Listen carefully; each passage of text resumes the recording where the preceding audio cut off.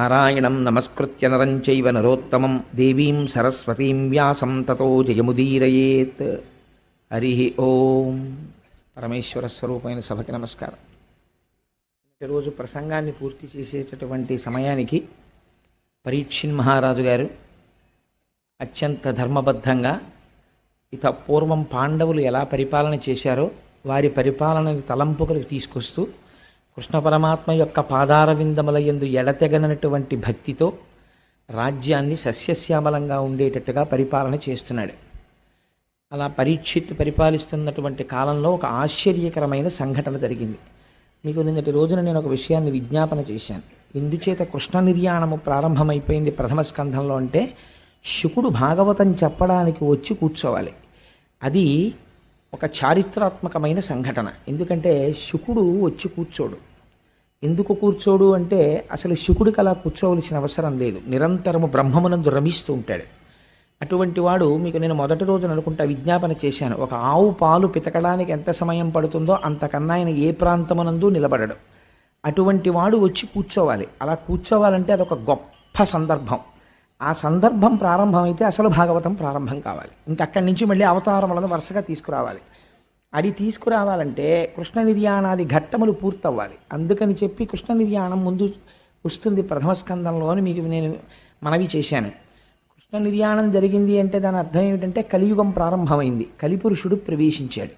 కలిపురుషుడు ప్రవేశించిన దగ్గర నుంచి ఒక రకంగా ఆలోచిస్తే కలిపురుష ప్రవేశము చేత వచ్చేటటువంటి ప్రయోజనం ఒకటి ఉంది. ఆ మాట నేనంటే కొంచెం ఆశ్చర్యకరంగా, అదేమిటండి మీరు అలా మాట్లాడారు అని మీకు అనిపించవచ్చు. కానీ ఒక యథార్థం నేను మీకు మనవి చేస్తున్నాను. కలియుగంలో ఉండేటటువంటి మొట్టమొదటి గొప్పతనం ఏమిటంటే నామాన్ని పట్టుకుంటే చాలు, చాలా తేలికే. జాగ్రత్తగా నామాన్ని పట్టుకుని ఉండగలిగితే, ఈశ్వర కథని పట్టుకుని ఉండగలిగితే తరిస్తాడు. రెండవది, కలియుగంలో పుణ్యకార్యము చేశాడా లేదా చూడరు. పుణ్యకార్యమును తలపెట్టగలిగితే చాలు. కనీసం మనస్సులో 10 మాటలు, ఏమంటే నేను కాశీ వెళ్ళాలనుకుంటున్నాను, నేను తిరుమల వెళ్ళాలనుకుంటున్నాను, ఆ శ్రీశైలం వెళ్ళాలని ఉంటుంది, ఆ శ్రీశైలంలో సుప్రభాతం ఎలా జరుగుతుందండి, ఒక ఆవును తీసుకొస్తారట కదా, గోపూజ జరుగుతుందట కదా, అక్కడే కుండంలోకి నీరు వస్తుందట కదా, ఇవన్నీ ఎలా జరుగుతాయండి, జంబుకేశ్వరంలో అమ్మవారికి మధ్యాహ్నం నైవేద్యానికి అర్చకులు చీర కట్టుకుంటారట కదా, అంతటి శక్తి స్వరూపిణిట కదా అమ్మవారు, అర్చకులు కూడా అమ్మవారి ముందు పురుష రూపంలో నిలబడరట, నిజమేనా, అక్కడికి వెళ్ళాలని ఉందండి అని అన్నాడు అనుకోండి, ఆర్తితో ఆ మాట అంటే వెళ్ళిన ఫలితం వేసేస్తారు. అది విచిత్రం. అంటే ఏదో కోటేశ్వరరావు అలా అన్నారు కదా అని ఉట్టిన జంబుకేశ్వరం వెళ్దాం అనుకుంటున్నానండి, తిరుపతి వెళ్దాం అనుకుంటున్నానండి అంటే కాదు. నిజంగా ఇక్కడి నుంచి ఆర్తితో రావాలి. ఆ మాట వస్తే వేస్తారు. పాపకార్యం పూర్తయితే ఫలితం వేస్తారు. పాపకార్యం పూర్తి చెయ్యాలి, పుణ్యకార్యాన్ని పూనికతో తలుచుకోవాలి. ఇది కొంత అడ్వాంటేజా కాదా చెప్పండి నాకు. అయితే మీరు అలా నిలబడగలిగితే అది మీకు కొంత ప్రయోజనాన్ని చేకూర్చగలదు.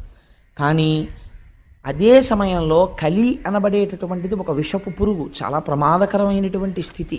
ఎందుచేతనంటే ఎప్పుడు దేహ సంబంధమైనటువంటి సుఖాల వైపుకే లాగేస్తాడు తప్ప అసలు ఈశ్వరుడి వైపుకి తల తిప్పనివ్వడు, ఉక్కిరి బిక్కిరి చేసేస్తాడు. అటువంటి యుగం ప్రారంభం అవుతోంది. అందుకని ఈశ్వరుడు ఆ సమయంలో నిలబడి ఉంటే కృష్ణ పరమాత్మ ఈ కలిపురుష ప్రవేశం జరగదు. అందుకని ఈశ్వరుడు కూడా ఆ యుగం జరగడానికి కావలసిన అవకాశం ఆయన ఇచ్చేశాడు. అందుకని అవతారం సాధించేశాడు. పరీక్షిన్ మహారాజు గారు దిగ్విజయ యాత్ర చేస్తున్నాడు. దిగ్విజయ యాత్ర చేస్తుండగా ఒక చోట ఒక ఆశ్చర్యకరమైనటువంటి సంఘటన చూశాడు. దీన్ని మీరు కొంచెం జాగ్రత్తగా గమనించాలి. కేవలం మీరు ఒక పురాణ కథగా దాన్ని విన్నారనుకోండి, దానివల్ల ఎంత ప్రయోజనం వస్తుంది అంటే నేను చెప్పలేను. కానీ భాగవతంగా మీకు అర్థం కావాలంటే ఇది చాలా కీలకమైనటువంటి ఘట్టం. ఒక మహాపురుష ప్రవేశం జరిగే ముందు దాని వెనకాతల ఒక కీలకమైన సందర్భం ఉంటుంది. మీరు ఒక బంగారం ముద్ద పట్టుకెళ్ళి అయ్యా నాకు ఒక ఉంగరం చెయ్యండి అని చెప్తే మీరు జ్ఞాపకం పెట్టుకోండి, మీరు ఇచ్చిన బంగారం ముద్ద మీరు కోరుకున్న బంగారు ఉంగరంగా బయటికి వచ్చే ముందు అగ్ని జ్వాలల యందు ఆ బంగారము తప్పమవుతుంది, సుత్తి దెబ్బలు తింటుంది. ఇన్ని పడితే అప్పుడు మీరు కోరుకున్న బంగారం ఉంగరం చిన్న పెట్టిలో పెట్టి మీ చేతికి ఇస్తారు. ఉంగరముగా మారే ముందు, ఉంగరముగా వచ్చే ముందు వెనక ఒక గొప్ప విషమమైనటువంటి ఒక స్థితి నడుస్తుంది.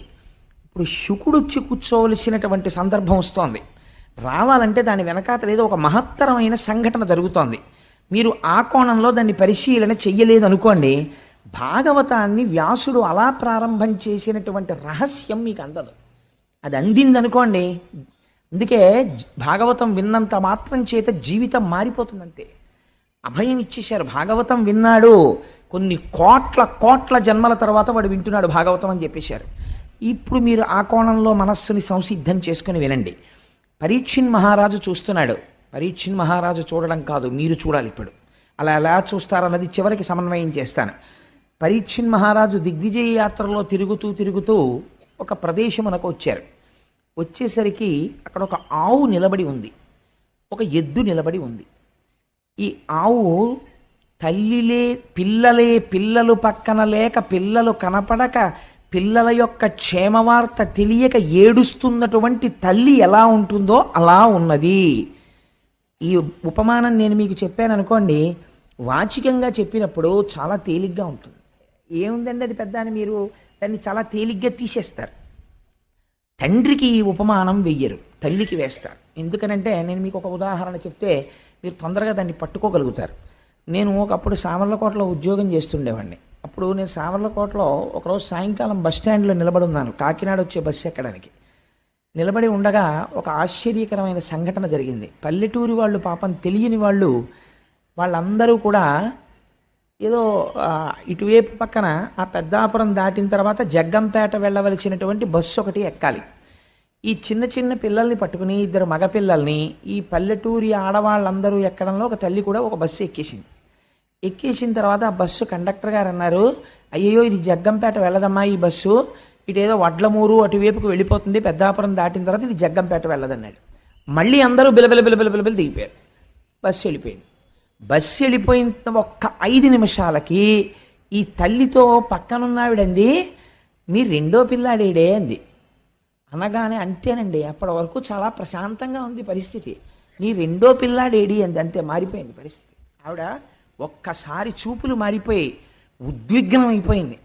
అయిపోయి అటు ఇటు చూసింది, కొడుకు కనపడలేదు. ఒక 2 నిమిషాలు మాత్రం అడిగింది, కొడుకేడి, మా అబ్బాయిడు అంది, కనపడలేదు. అంతే. బస్సు వెళ్ళిపోయి 10 నిమిషాలు అయిపోయింది. ఈవిడ పరిగెడితే దొరుకుతాడండి? మీరు చెప్తే నమ్ముతారా? ఆవిడికి ఒంటి మీద బట్ట ఉందో లేదో కూడా ఆవిడ చూసుకోలేదు. గుండెలు బాధేసుకుంటూ ఆ పిల్లాడి కోసం ఏడుస్తూ బస్ స్టాండ్లోంచి బయటికి పరిగెత్తి పారిపోతుంది. పారిపోతుంటే చుట్టుపక్కల ఉన్న వాళ్ళందరూ పట్టుకుంటే ఆగదే. నువ్వు ఎక్కడికి పరిగెడతావే, బస్సు వెళ్ళిపోయి 10 నిమిషాలు అయిపోయిందంటే పాపం ఎవరో ఒక మహోపకారులు ఉంటారు, వాళ్ళు చూసి అయ్యో బెంగ పెట్టుకోకండి అమ్మా, మేము తీసుకొస్తాం పిల్లాడిని, ఆ పిల్లాడిని గుర్తుపట్టగలిగిన వాళ్ళని మా బండి మీద ఎక్కమనండి అని చెప్పి 5 నిమిషాల్లో రివ్వును వెళ్ళిపోయి ఆ బస్సు ఆగిన చోటుకి వెళ్ళిపోయి ఆ పిల్లాడిని మళ్ళీ వెతికి పట్టుకుని ఎక్కించుకుని మళ్ళీ తీసుకొచ్చేసారు. తీసుకొచ్చే కానీ తల్లి సహజస్థితికి వచ్చేసింది. వచ్చేస్తే ఏమే తీసుకొస్తారు కదా, అదేంటి ఆ గుండెలు బాధేసుకోవడం ఏమిటి, ఆ నేల మీద పడిపోవడం ఏమిటి, ఆ ఈ తలంతా దెబ్బలు, ఇదంతా నెత్తురు, ఆ కొట్టేసుకుంది, ఆ గుండెలంతా నిప్పి. అప్పుడు తెలుస్తోంది ఆవిడికి బాధ. ఆ కొడుకు కనపడే వరకు అసలు ఆవిడికి అలా దెబ్బలు తగిలాయని, నెత్తురు కారిపోతోందని, భూమికేసి కొట్టేసుకుంటున్నానని తెలియదు. తల్లి ప్రేమ అంటే అలా ఉంటుందండి. అమ్మ అన్న మాట అంత గొప్పది. అందుకే ఇవాళ పేపర్లో చూశాను, నేను చదవడం ఇవాళ టైమే కుదరలేదు.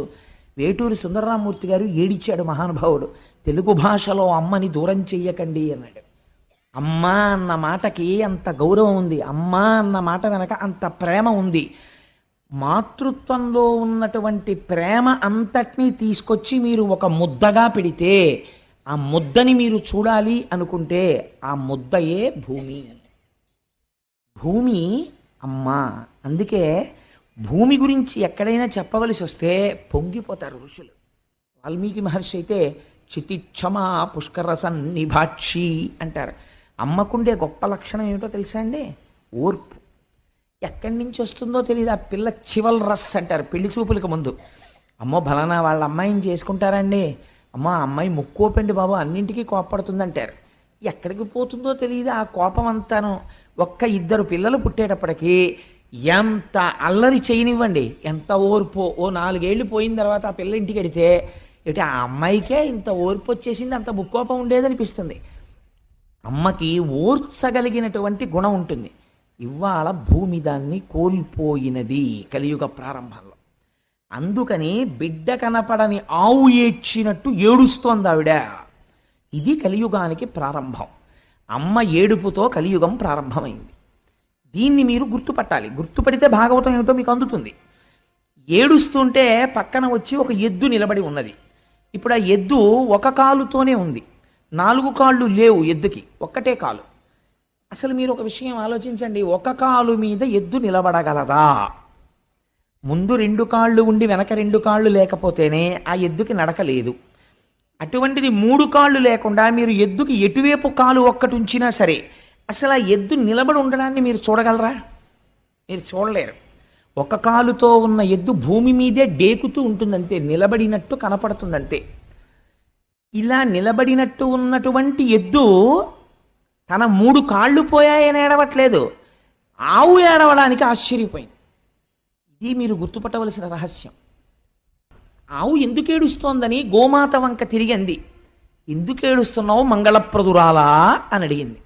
మంగళప్రదురాలా అంటే శుభం ఇవ్వడం మాత్రమే తెలుసున్నదానా? యథార్థం అండి. మీరు ఇల్లు కట్టుకోవాలంటే భూమిని గుణపంతో ఆవిడ గుండెల మీద కన్నం పెడతాం. శంకుస్థాపన చేస్తే ఆవిడ ఇల్లు కట్టుకోమంటుంది. మనం అన్నం తినడానికి నాగలి పట్టి అమ్మ గుండెల మీద ఘాట్లు పెడతాం. అమ్మ పంటలు పండి మనకి కడుపు నిండేటట్టుగా అన్నం పెడుతోంది. మీరు ఎంత బాధ పెట్టినా కన్నులంబట నీరు పెట్టుకోవడం ఆవిడికి తెలియదు, మీరు బ్రతకడానికి ఇవ్వడం ఆవిడికి తెలుసు. మీరు ఒక్కటి యథార్థంగా ఆలోచించండి. నేను ఇలా అన్నానని మీరు మరోలా అనుకోవద్దు. సూర్యుడికి నమస్కారం చేసేవాడు ఉంటాడు, శివాలయానికి వెళ్ళేవాడు ఉంటాడు, విష్ణు ఆలయానికి వెళ్ళేవాడు ఉంటాడు, వెంకటేశ్వర స్వామి ఆలయానికి వెళ్ళేవాడు ఉంటాడు, కాశీ వెళ్ళొచ్చి గంగ పూజ చేసేవాడు ఉంటాడు. భూమికి మనస్ఫూర్తిగా నమస్కారం పెట్టి భూమికి పూజ చేసిన వాడిని ఒకటి నాకు చూపించండి. కానీ మనకి సంప్రదాయంలో ఒకటి ఉంది, మీరు ఏదైనా కట్టుకోవాలంటే భూమి పూజ చేస్తారు. భూమి పూజ చేయడమే శంకుస్థాపన. ఎందుకనంటే అమ్మ నీ గుండెల మీద ఘాట్లు ఎడతానమ్మా, నువ్వేం అనుకోకు, నేను ఇల్లు కట్టుకోవాలనుకుంటున్నాను. ఇది మనకి ఎప్పుడున్న అలవాటో తెలుసా అండి? అమ్మ తన రక్తాన్ని పాలగా మార్చిస్తుంది, వాడు అమ్మ స్తన్యాన్ని పళ్ళు రాగానే కొరుకుతాడు. ఆవిడికి ఎంత బాధ కలుగుతుంది. ఆవిడ చటుక్కని బొగ్గ మీద కొట్టి అంతకన్నా గట్టిగా కొడితే వాడికి నొప్పెడుతుందేమోనని ఒక్క నవ్వు నవ్వేస్తుంది. అమ్మ దగ్గర ఔదార్యం లేకపోతే అసలు బిడ్డడు ఎలా బతుకుతాడండి? భూమిని ప్రతిరోజు మన పట్ల అంత కారుణ్యంతో ఉన్న మూర్తిగా మనస్ఫూర్తిగా ఆవిడికి నమస్కరించేవాడు ఎక్కడున్నాడు? తుదన ఇంతమందితో మనం తిరిగి ఇంత డబ్బు సంపాదించి నావారనుకున్నటువంటి ఒక అజ్ఞానంతో వీళ్ళందరికీ పట్టుకొచ్చి అక్కడ పెడితే శరీరం పడిపోయిన తర్వాత 2 రోజులు ఉంచుకోరు. అంతవరకు ఎందుకండి? సొంత కారున్నవాడు ఎంతమంది ముందుకొచ్చి పార్థివ శరీరాన్ని మా కారులో పడుకోబెట్టండి తీసుకెడతామని గబుక్కుని ముందుకు రారు కదా. అప్పుడు ఏమంటారు? బతికున్నప్పుడంటే ఎక్కించుకుంటారు.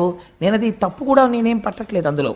ఒక అమంగళం అంతే. శివము వెళ్ళిపోయిన తర్వాత ఆ తర్వాత ఏమంటారు? ఆ ఊపిరి వెళ్ళిపోయింది అనుకోండి, ట్యాక్సీ మాట్లాడండి అంటారు. శవాల్ ట్యాక్సీలని వేరే ఉంటాయి అవి. అది తీసుకొస్తే వాళ్ళు 2 రేట్లు చెప్తారు. వెనక సీట్లో పడుకోబెడితే 5,000 అవుతుందండి, డిక్కీలో పడుకోబెడితే 1,000 రూపాయలు అవుతుందండి అంటాడు. అప్పుడు మాట్లాడేవాడు ఏమంటాడంటే, ఎవరే ఎందుకురా పాడి చేసిస్తావు అనవసరంగా, ఇంక ప్రాణం పోయిన తర్వాత ఎక్కడ పడుకోబెడితే ఏంటి, డిక్కీలో పడుకోబెట్టే అంటాడు. అంటే వాడు 6 అడుగులు పొడుగున్నాడు, చాలా పొడుగు, ఆ మనిషి పట్టడని ఏం చూడరు. వాయువు వెళ్ళిపోయిన తర్వాత కొరియబారిపోయిన శరీరాన్ని విరిచినట్టు విరిచేసి తోసేసి డిక్కీ వేసేసి తీసుకుపోతారు. ఎక్కడుందండి మనిషికి విలువ? ఆ శివము వెళ్ళిపోయిన తర్వాత అలాంటి శరీరాన్ని ఎవ్వరూ పుచ్చుకోరు. ఏమన్నా కాసేపు నా చెప్పులు ఉంచుకోండి అంటే ఉంచుకుంటారు, కాసేపు ఈ శవాన్ని అట్టే పెట్టండి అంటే ఎవడు పుచ్చుకోడు, నీ అసాధ్యం కొలబడుబో అంటారు. అలాంటిది మళ్ళీ పుచ్చుకునేది ఎవరైనా ఉంటే అమ్మ ఒక్కతే పుచ్చుకోవాలి. నిజంగా ఎంత ఔదార్యంతో మనం లేవగానే భూమికి నమస్కరించి భూమి మీద పడి ప్రణిపాతం చేసి అమ్మా నన్ను మన్నించు, నాకు తక్కడం తప్ప మార్గం లేదమ్మా అని లేవాలి. కానీ మనం నమస్కరించకపోయినా ఆవిడ ఏమీ అంటలేదు, అన్నం పెడుతోంది, క్షేమం కోరుతోంది. ఆవిడ మంగళప్రదురాలు కాదని మీరు అనగలరా? ఇది మంగళప్రదురాలైన గోవు ఏడుస్తోందని చెప్తే. ఇప్పుడు ఆ గోవు ఏడుస్తుంటే ఎద్దు అడిగింది, నువ్వు ఎందుకు ఏడుస్తున్నావు, నీకేం బాధ కలిగింది, నువ్వు చాలా సంతోషంగా ఉండేదానివి కదా, ఒకప్పుడు రేఖామయద్ధుధా కలశాతపత్ర వజ్రాంకుశాంబురుహ కల్పక శంఖ చక్రై అని ఆ అమృతపాత్ర, వజ్రము, నాగలి, శంఖము మొదలైనటువంటి గుర్తులు కలిగినటువంటి శ్రీపాదములు కలిగినటువంటి స్వామి నడయాడినటువంటి భూమి కదా, దేనికి ఏడుస్తున్నావు నువ్వు అని అడిగింది.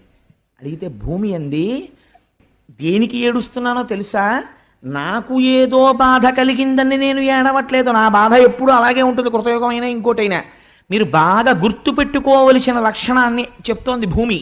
భూమి బరువు గురించి ఏడవదో. నాకు కొడుకు పుట్టాడనుకోండి, మళ్ళీ ఇంకోటి పుట్టేశాడు రా బాబోయ్ నేను మళ్ళీ వాడిని మొయ్యాలని భూమి ఏమి ఏడవదు.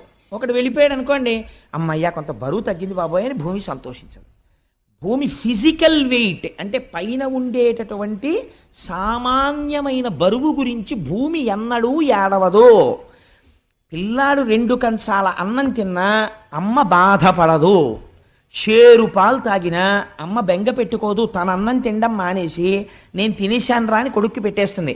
అమ్మ ఎప్పుడు బాధపడుతుంది, కొడుకు అబద్ధాలాడి తండ్రికి అపఖ్యాతి తీసుకొస్తే అమ్మ బాధపడుతుంది. ఇప్పుడు బాధపడుతోంది గోవు, దేనికి బాధపడుతోంది, బయట ఉన్న బరువు కేడవట్లేదు. ఇది చెప్తున్నారు కలియుగ ప్రారంభంలో ఎందుకు భూమి ఏడుస్తుందో. అలా ఏడవకుండా చూడవలసిన బాధ్యత నీ మీద ఉన్నది. ఎందుకు ఏడుస్తోంది ఆవు, ఇప్పుడు చెప్తోంది కలి ప్రవేశించాడయా అని. నేను ఏడుస్తున్నానంటావేమిటి, నేను ఎందుకు ఏడుస్తున్నానో కారణం ఏమిటో తెలుసా, నీకు 3 కాళ్ళు లేకపోవడం. నీ 3 కాళ్ళ లేనితనాన్ని చూసి నేను ఏడుస్తున్నానంది.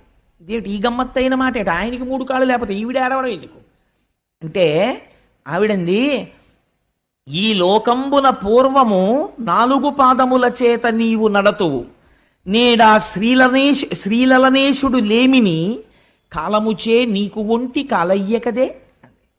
కాలముచే ఎంత గొప్ప మాట వేసేసిందో చూడండి. కలి బలవంతంగా వచ్చాడా, రాలేదు, ఈశ్వరుడు అనుగ్రహించాడు. కలియుగం అంతే, వాడు రావాలి, దారి ఇచ్చాడు. ఇవ్వడమే కాలం దారి ఇచ్చింది. కాలము ఈశ్వర రూపం, దారి ఇచ్చింది, వచ్చాడు. ఆయన వచ్చాడు, వస్తే నీకెందుకు బాధ అంటే, కాలముచే నీకు ఒంటి కాలయ్య కదే. ఆ కలి లోపలికి ఇంకా అడుగు పెట్టి ఉంచుకోలేదు, పాదాలు మారిపోయింది పరిస్థితి. ఏమిటైంది ఇప్పుడు అంటే, బిడ్డలు తల్లిదండ్రులను చూడడానికి ఇష్టపడము లేదు. పెద్దవారైపోయినటువంటి తల్లిదండ్రులు చాలా బరువుగా అనిపిస్తున్నారు పిల్లలకి. పిల్లల యొక్క యోగక్షేమాల్ని చూసి వాళ్ళని వృద్ధిలోకి తీసుకురావడానికి సంస్కారయుతంగా ముందు పిల్లలకి సంస్కారం నేర్పాలని పెద్దలు ఆలోచించడం లేదు. ధర్మము విచ్చిపోతోంది. పూర్వం 4 పాదములు నీకుండేవి, ఇవి మామూలు ఎద్దు కాదు. ఇప్పుడు మీరు గుర్తుపట్టాలి, ఆ ఎద్దు ఎవరు, ధర్మము.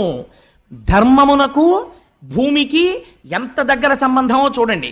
నీకు 4 పాదాలు ఉండేవి. ఏమిటా 4 పాదాలు, 1 సత్యము, 2వది శౌచము, 3వది తపస్సు, 4వది దయ.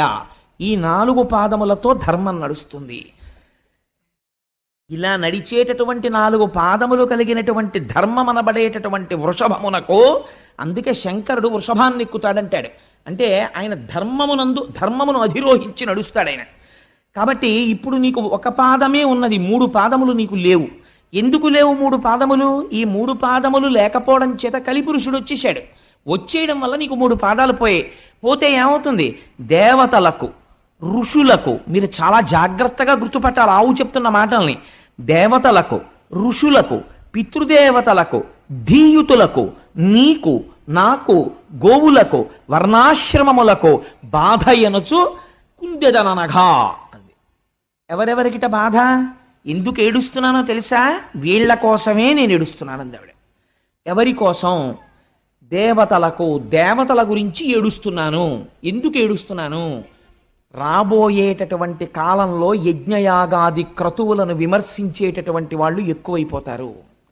యజ్ఞయాగాది క్రతువులు ఒక్క మన సనాతన ధర్మంలో మాత్రమే ఉంటాయి, ఇంకెక్కడా లేవు.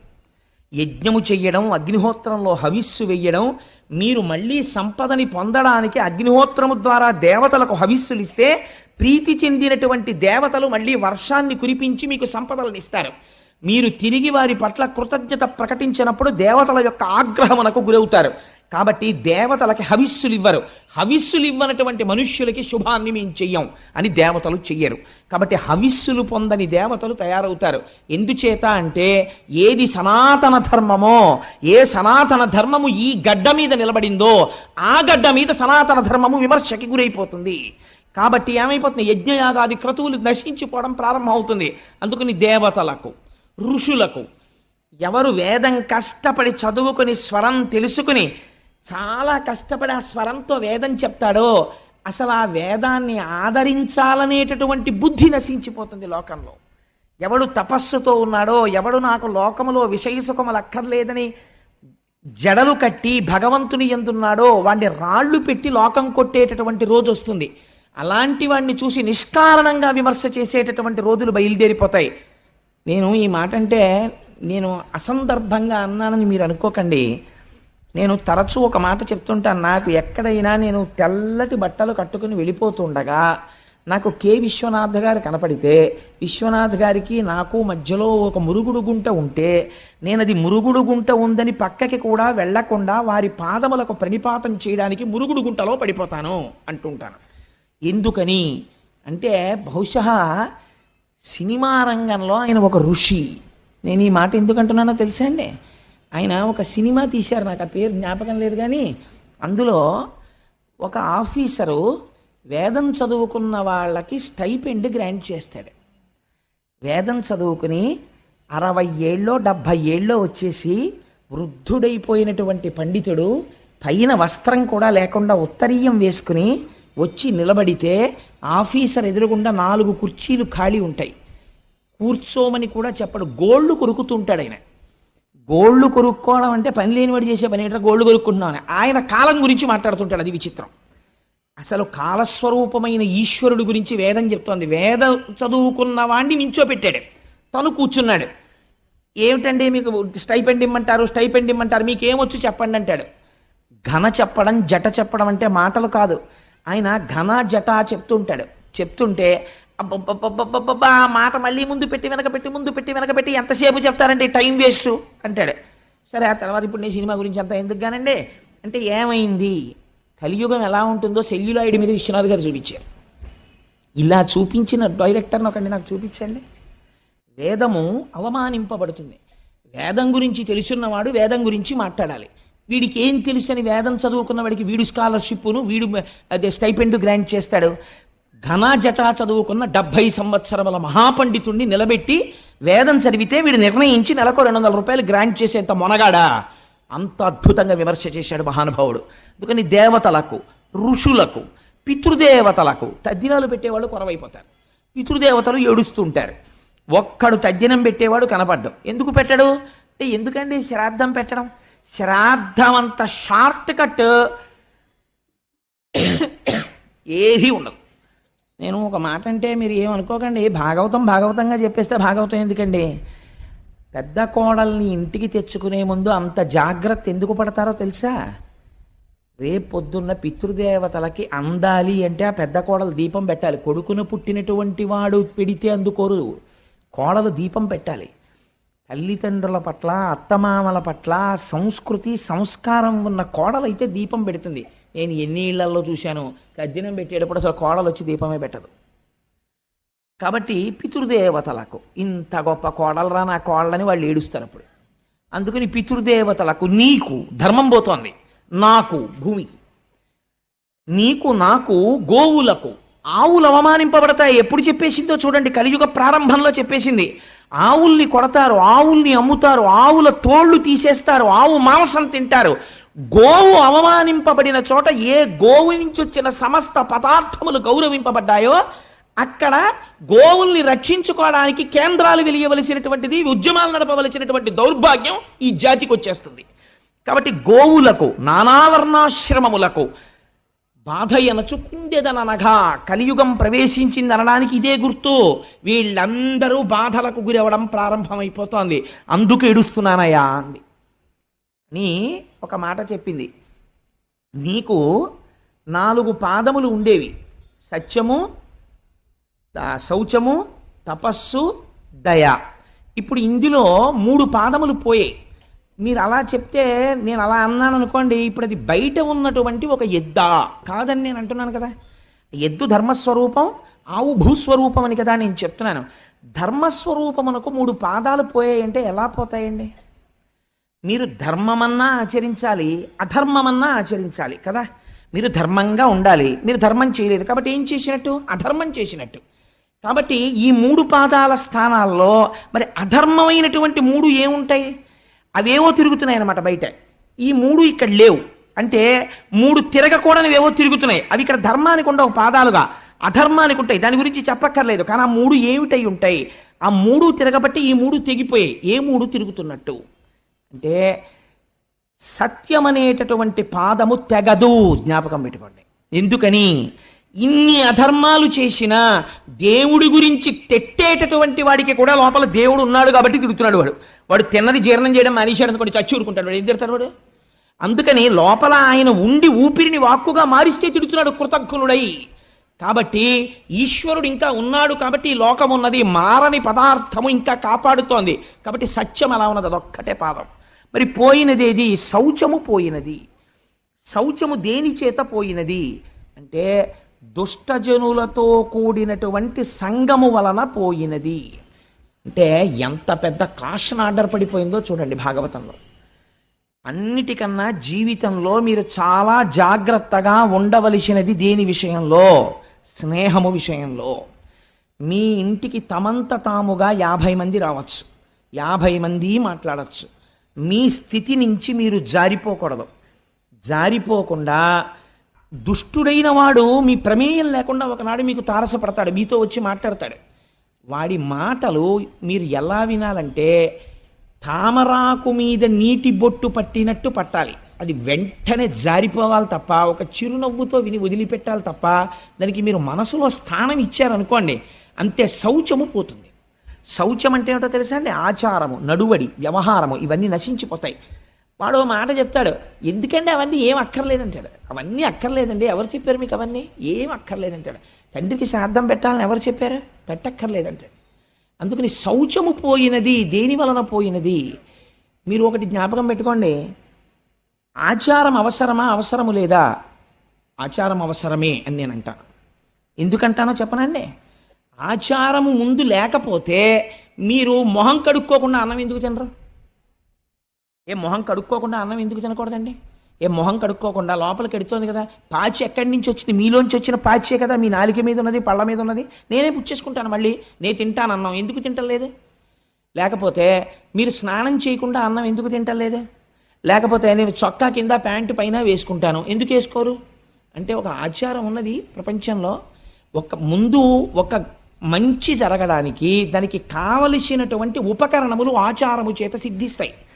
మీరు తిన్నటువంటి పదార్థమునందు శౌచం ఉండొచ్చు. భార్య ఎంతో కష్టపడి మంచి పదార్థం వండింది, మీరు రోజు మొహం కడుక్కోకుండా అన్నం తింటే ఏమవుతుంది? బ్యాక్టీరియా అంతా మళ్ళీ కడుపులోకి వెళ్ళి లేనిపోని జబ్బు వస్తుంది. మొహం కడుక్కోవడం అనేది ఆచారం అయితే, మొహం కడుక్కున్న తర్వాత అన్నం తినడం అనేటటువంటిది తదనంతరం ఈశ్వరుని యొక్క అనుగ్రహం పొందడానికి మీరు చేసేటటువంటి కర్మ యొక్క సాఫల్యతని పొందడానికి కావలసిన రీతిలో సంసిద్ధం అవడం. ఆ స్థాయిలో ఆచారం అవసరమా కాదా? అవసరమే.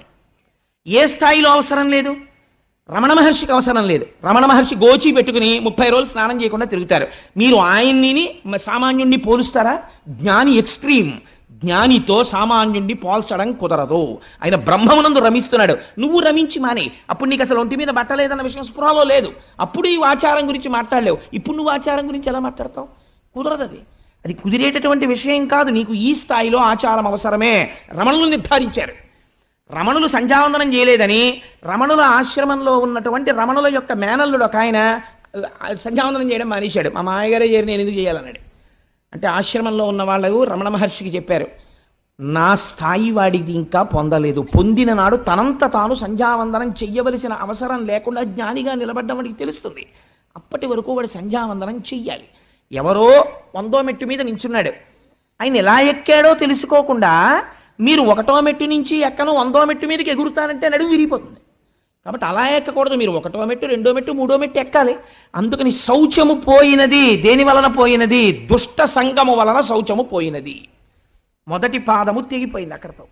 మరి రెండవ పాదము పోయినది. శౌచం అంటే ఒకటి గుర్తుపెట్టుకోండి, శౌచం అంటే నిరంతర బాహ్యాడంబరము కాదు. ఎప్పుడు ఇక్కడ ఆడంబరం శౌచంలోకి రాదు. బాహ్యాంతర శుచి అని రెండు మాటలు వాడతాం మనం. నీళ్లు తీసి చల్లుకుని అపవిత్ర పవిత్రో వా సర్వావస్థ అంగతోపి వా యస్మరేత్ పుండరీకాక్షం సబాహ్యాభ్యంతర శుచి అంటాం. బాహ్య స్నానము శరీరమునకు శౌచమిస్తుంది.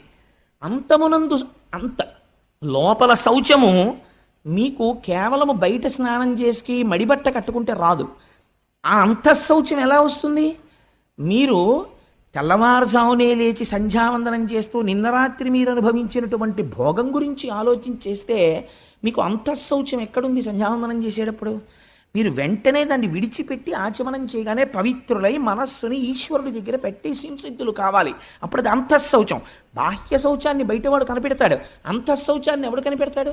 మీకు మీరే సాక్ష్యంతే. అంతఃశౌచము బాహ్య శౌచము రెండూ ప్రధానమే. అంతఃశౌచం ఏర్పడడానికి బాహ్య శౌచం మరీ అవసరమైపోతుంది ఒక స్థాయిలో. ఆ తర్వాత మెట్లెక్కి ఒక స్థితికి చేరిపోయిన తర్వాత అది ఎంతవరకు అవసరం అన్నదాన్ని నిర్ధారించడం చాలా కష్టం అవుతుంది. అందుచేత ఇప్పుడు శౌచము దేని వలన పోయినది? దుష్ట సంగము వలన పోయినది. రెండవ పాదమైనటువంటి ఒకటి సత్యము, ఒకటి శౌచము, మూడవది దయ. దయ పోయినది. దయ దేని వలన పోయినది? దయ పోవడానికి ప్రధానమైనటువంటి కారణం ఏది అంటే అహంకారము వలన దయ నశించిపోతుంది. ఎప్పుడు అహంకారం వస్తుంది చెప్పండి? ఒక ఫాల్స్ ఈగో ఒకటి డెవలప్ చేసుకుంటాడు. నా అంత వాణ్ణి, అందుకే నిన్ను పొగిడేవాణ్ణి ఎక్కువగా నీ దరికి చేర్చకు అని చెప్తారు. పర్సనాలిటీ అససినేషన్ అని మీకు తెలియకుండా మీరు నిర్మించుకున్నటువంటి మీ శీలము నశించిపోతుంది. దేనివల్ల? మీ పక్కన కూర్చున్నవాడు నిరంతరం మిమ్మల్ని పొగడ్డం మొదలుపెట్టాడు అనుకోండి, నా అంతవాణ్ణి నేనన్న అహంకారం వచ్చేస్తుంది. ఈ అహంకారం ఏ స్థాయికి వెళ్ళిపోతుందంటే, ఏమిటంటే నా అంతటి వాణ్ణి నేను వస్తుంటే ఏమిటా అలా ప్రవర్తించడం, ఏమిటా అడ్డు లేకపోవడం, ఏమిటి అది అడ్డు రావడం ఏంటి, నాకు ఇది అడ్డు రావడం ఏంటి, ఈ భావన వచ్చేస్తుంది. వచ్చేస్తే ఏమవుతుందంటే భూత దయ నశించిపోతుంది, దయ పోతుంది. కాబట్టి దయ పోవడానికి ఏది కారణమైనది? అహంకారము కారణమైనది. కాబట్టి ఇప్పుడు దయ లేదు, దాని ప్లేస్లో మీకు ఏం కనపడుతుంటుంది? అహంకారం కనపడుతుంటుంది. కాబట్టి కలిపురుషుడున్నాడు, మీకు ఏం కనపడుతుంటుంది? అహంకారం కనపడుతుంటుంది. మీకు నేను ఒక ఉదాహరణ చెప్తాను. మొన్నటి రోజున నేను రైతు బజార్లో కూరలు కొనుక్కుని ఇంటికి వెళ్ళిపోతున్నాను. అటువైపు సందులోంచి ఓ పిల్లవాడు ఓ 80 కిలోమీటర్ల వేగంతో హీరో హోండా మీద రైంగిమని టర్నింగ్ తిరిగాడు. తిరిగి వాడు నా స్కూటర్ చూసి, నేను ఆ సందులోకి తిరుగుతున్నాను, స్కూటర్ చూసి నేను ముసలాన్ని అయిపోతున్నాను, నా బండి అంతకన్నా ముసలిది, 17 ఏళ్ళు అయిందేమో అనుకొని. నేను పాపం ఇంత అలా సేవిస్తోంది ఎప్పటి నుంచో, దాన్ని ఎందుకు మార్చాలని నేను మార్చలేదు. అది అతను బ్రేక్ కొడితే ఇటువైపు ఉన్నవాడు అటువైపుకి తిరిగాడు. అంటే అలా తిరిగింది బండి. తిరిగితే నేనన్నా, ఏమయ్యా అంత స్పీడ్ వస్తున్నావే, ఒకవేళ నువ్వు నన్ను గుద్దీసావు అనుకో, నా కాలో చెయ్యో విరిగిపోతే ఓ నెలలాళ్ళు మెడికల్ లీవ్ పెడతాను, పర్వాలేదు.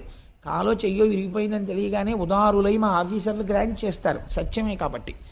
కానీ నీకు విరిగిపోయిందనుకో, ఇప్పుడు నడుస్తున్న టైము ఫిబ్రవరి కదా, మార్చి ఏప్రిల్లో పరీక్షలు ఉంటాయి. నువ్వు ఎంత విలువైన విద్యా సంవత్సరాన్ని జీవితాన్ని పోగొట్టుకుంటావో. After all 80 kilometres speed thrill కోసం నీకు ఎందుకయ్యా ఇంత స్పీడు అన్నాను. అతను అన్నాడు, పోవాయ చెప్పొచ్చా ఎలవాయ నువ్వు అన్నాడు. అంటే నేను చాలా సంతోషించాను. మీరు దాని గురించి పెద్ద సీరియస్గా ఆలోచించక్కర్లేదు. అంటే నేను ఎందుకు చెప్తున్నానంటే, అప్పుడు నేను అనుకున్నాను, ఓహో భాగవతం చెప్దాం అనుకుంటున్నాను కదా ఫిబ్రవరి 2వ తారీఖు నుంచి, ఈశ్వరుడు కలిదర్శనం చేయించాడు నాకు అనుకున్నాను.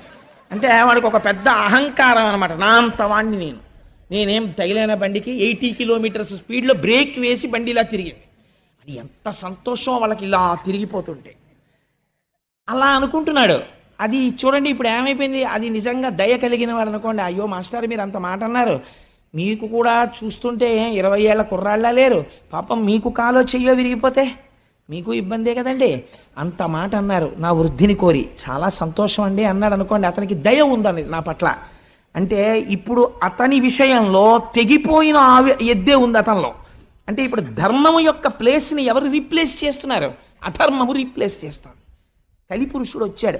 మామూలుగా మీరు దయ పోయినది, శౌచము పోయినది అన్నారనుకోండి, మీకు కలిపురుష దర్శనం ఎక్కడవుతుంటుంది? ఇప్పుడు మీరు పెద్ద సినిమా మీకు కనపడుతుంది ప్రపంచంలో. ఇప్పుడు మీరు రోడ్డు మీద వెళ్ళిపోతున్నారనుకోండి, మోటార్ సైకిల్ మీద వెళ్ళిపోతూ సెల్ ఫోన్ మాట్లాడుతున్నవాడు లోకమునందు దయలేనివాడు, వాడు ఎవరినైనా గుద్దేస్తాడు. కొంతమంది మోటార్ సైకిల్ మీద వెళ్ళిపోతూ ఈశ్వరుడు 2 చేతులు ఇస్తే వదిలేస్తారు, వాడికి ప్రమాదం మనకి ప్రమాదం. కాబట్టి ఇవన్నీ ఏమిటంటే కలిపురుష లక్షణాలే. కాబట్టి మీరు ఓహో ఇదంతా కలిపురుష లక్షణం ఇంత ప్రబలంగా ఉందన్నమాట అని మీరు వెంటనే కృష్ణపాదాలని స్మరించుకుంటూ ఉండాలి. కాబట్టి ఇప్పుడు ఏమైపోయినది? దయ అహంకారం వలన పోయినది. మూడవది ఇది తపస్సు. తపస్సు దేని వలన పోయినది? సమ్మోహము వలన పోయినది. సమ్మోహం అంటే ఏంటి? ఇది ఒక విచిత్రమైనటువంటి లక్షణం. ఎందుకంటే అసలు ఆ చేయవలసిన అవసరం ఏముందండి అని. మీరు చాలా కృతక వేదాంతం ఒకటి వింటుంటారు, మీరు ఎప్పుడైనా విన్నారో లేదో. ఇవాళ భీష్మేకాదశి కదండి, మేమందరం సత్యనారాయణ వ్రతం చేసుకున్నామని మీరు ఎవరితోనో చెప్తున్నారు అనుకోండి. ఒక ఆయన వచ్చి అంటాడు, ఎందుకండి అవన్నీ చెయ్యాలేంటి? ఇక్కడ ఉండాలండి శుద్ధి. ఇక్కడ శుద్ధి కోసం వాడు వ్రతం చేసుకున్నాడు. నీకంత శుద్ధి నిజంగా పొందేసిన వాడివైతే ఏమంటారో తెలుసా అండి? మహాత్మా అంటారు. పొద్దున్న మా ఇంటికి తత్వవిధానంద సరస్వతి మహారాజ్ అని ఒక మహానుభావుడు వచ్చారు. వారితో పాటు వేరొక పరివ్రాజకులు వచ్చారు. వారిని ఏమని పిలుస్తారో తెలుసా అండి? ఎప్పుడు నేను గమనిస్తూ ఉంటాను. రండి మహాత్మా అంటుంటారు అందరినీ. తత్వవిధానంద సరస్వతి మహారాజ్ దగ్గర శిష్యుడని చెప్పుకోవలసిన స్థాయి వారై ఉండవచ్చు వారు, లేదా వారి నాన్నగారి దగ్గర చదువుకున్నారు. అయినా వారికి ఆ అహంకారం ఉండదు. వారు ఆయన్ని కూడా తన పక్కన కూర్చోపెట్టుకుని చక్కగా వారిని పిలిచేటప్పుడు మహాత్మా రండి అంటారు.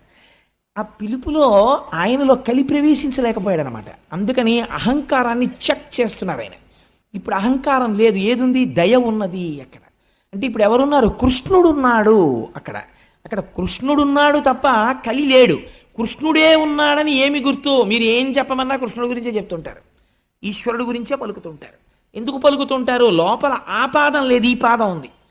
కాబట్టి ఎక్కడుందండి ఆ ఎద్దు? నిజంగా అక్కడెక్కడో పరీక్షిత్తు కనపడలేదు. ప్రతి చోట మీకు ఈ ఆవు ఎద్దు కనపడుతూనే ఉంటాయి. ఇలాంటి ఎద్దు కనపడ్డప్పుడల్లా ఈ ఆవు ఏడుస్తూనే ఉంటుంది. ఈ ఆవు ఏడిచినప్పుడల్లా పిడుగులు పడుతూనే ఉంటాయి, సునామీలు వస్తూనే ఉంటాయి. లోకమునందు అలా ఏడ్పించడాలు ఎక్కువైపోయాయి అనుకోండి, మహాత్ముల జోలికి వెళ్ళిపోయారనుకోండి, సునామీలు వచ్చేస్తాయి, పిడుగులు పడిపోతాయి, భూకంపాలు వచ్చేస్తాయి, సర్వనాశనం అయిపోతుంది. భూమి ఏడ్చింది. ఆ ఏడ్పు వల్ల వచ్చినటువంటి అదంటే దుష్టమైనటువంటి ఫలితం అది. కాబట్టి తపస్సు దేని వలన పోయింది? సమ్మోహము వలన పోయినది. కాబట్టి ఇప్పుడు ఈ 3 పోయాయి. ఈ 3 స్థానంలో ఏమి వచ్చినట్టు? ధర్మము యొక్క పాదములు పోయి అధర్మము యొక్క పాదములు వచ్చాయి. అధర్మము యొక్క పాదములు ధర్మమునకు అంటుకుని ఉంటాయా? ఉండవు. అది ధర్మము యొక్క ధర్మస్వరూపమైన వృషభము. అందుకని 3 పాదములు లేకుండా కనపడుతోందంటే కలియుగంలో. సో అదర్వైజ్ సేస్ ఇంకొక చోట ఉన్నాయి ఆ 3 పాదాలు. ఆ 3 పాదాలే ఇప్పుడు తిరుగుతున్నాయి. కాబట్టే నేను ఏడుస్తున్నాను. ఈ 3 పాదాలు తిరుగుతుంటే ఏడిచ్చే వాళ్ళు ఎవరో వాళ్ళ కోసం నేను ఉండాలి, సాధు పురుషులై ఉండాలి. ఈ 4 పాదాలు నడవాలని కోరుకునే వాళ్ళు ఆ యనమండుగురు. ఆ యనమండుగురికి బాధ, నేను ఏడుస్తున్నాను. నేను ఏడవడానికి కారణం నీ 3 పాదాలు లేకపోవడం.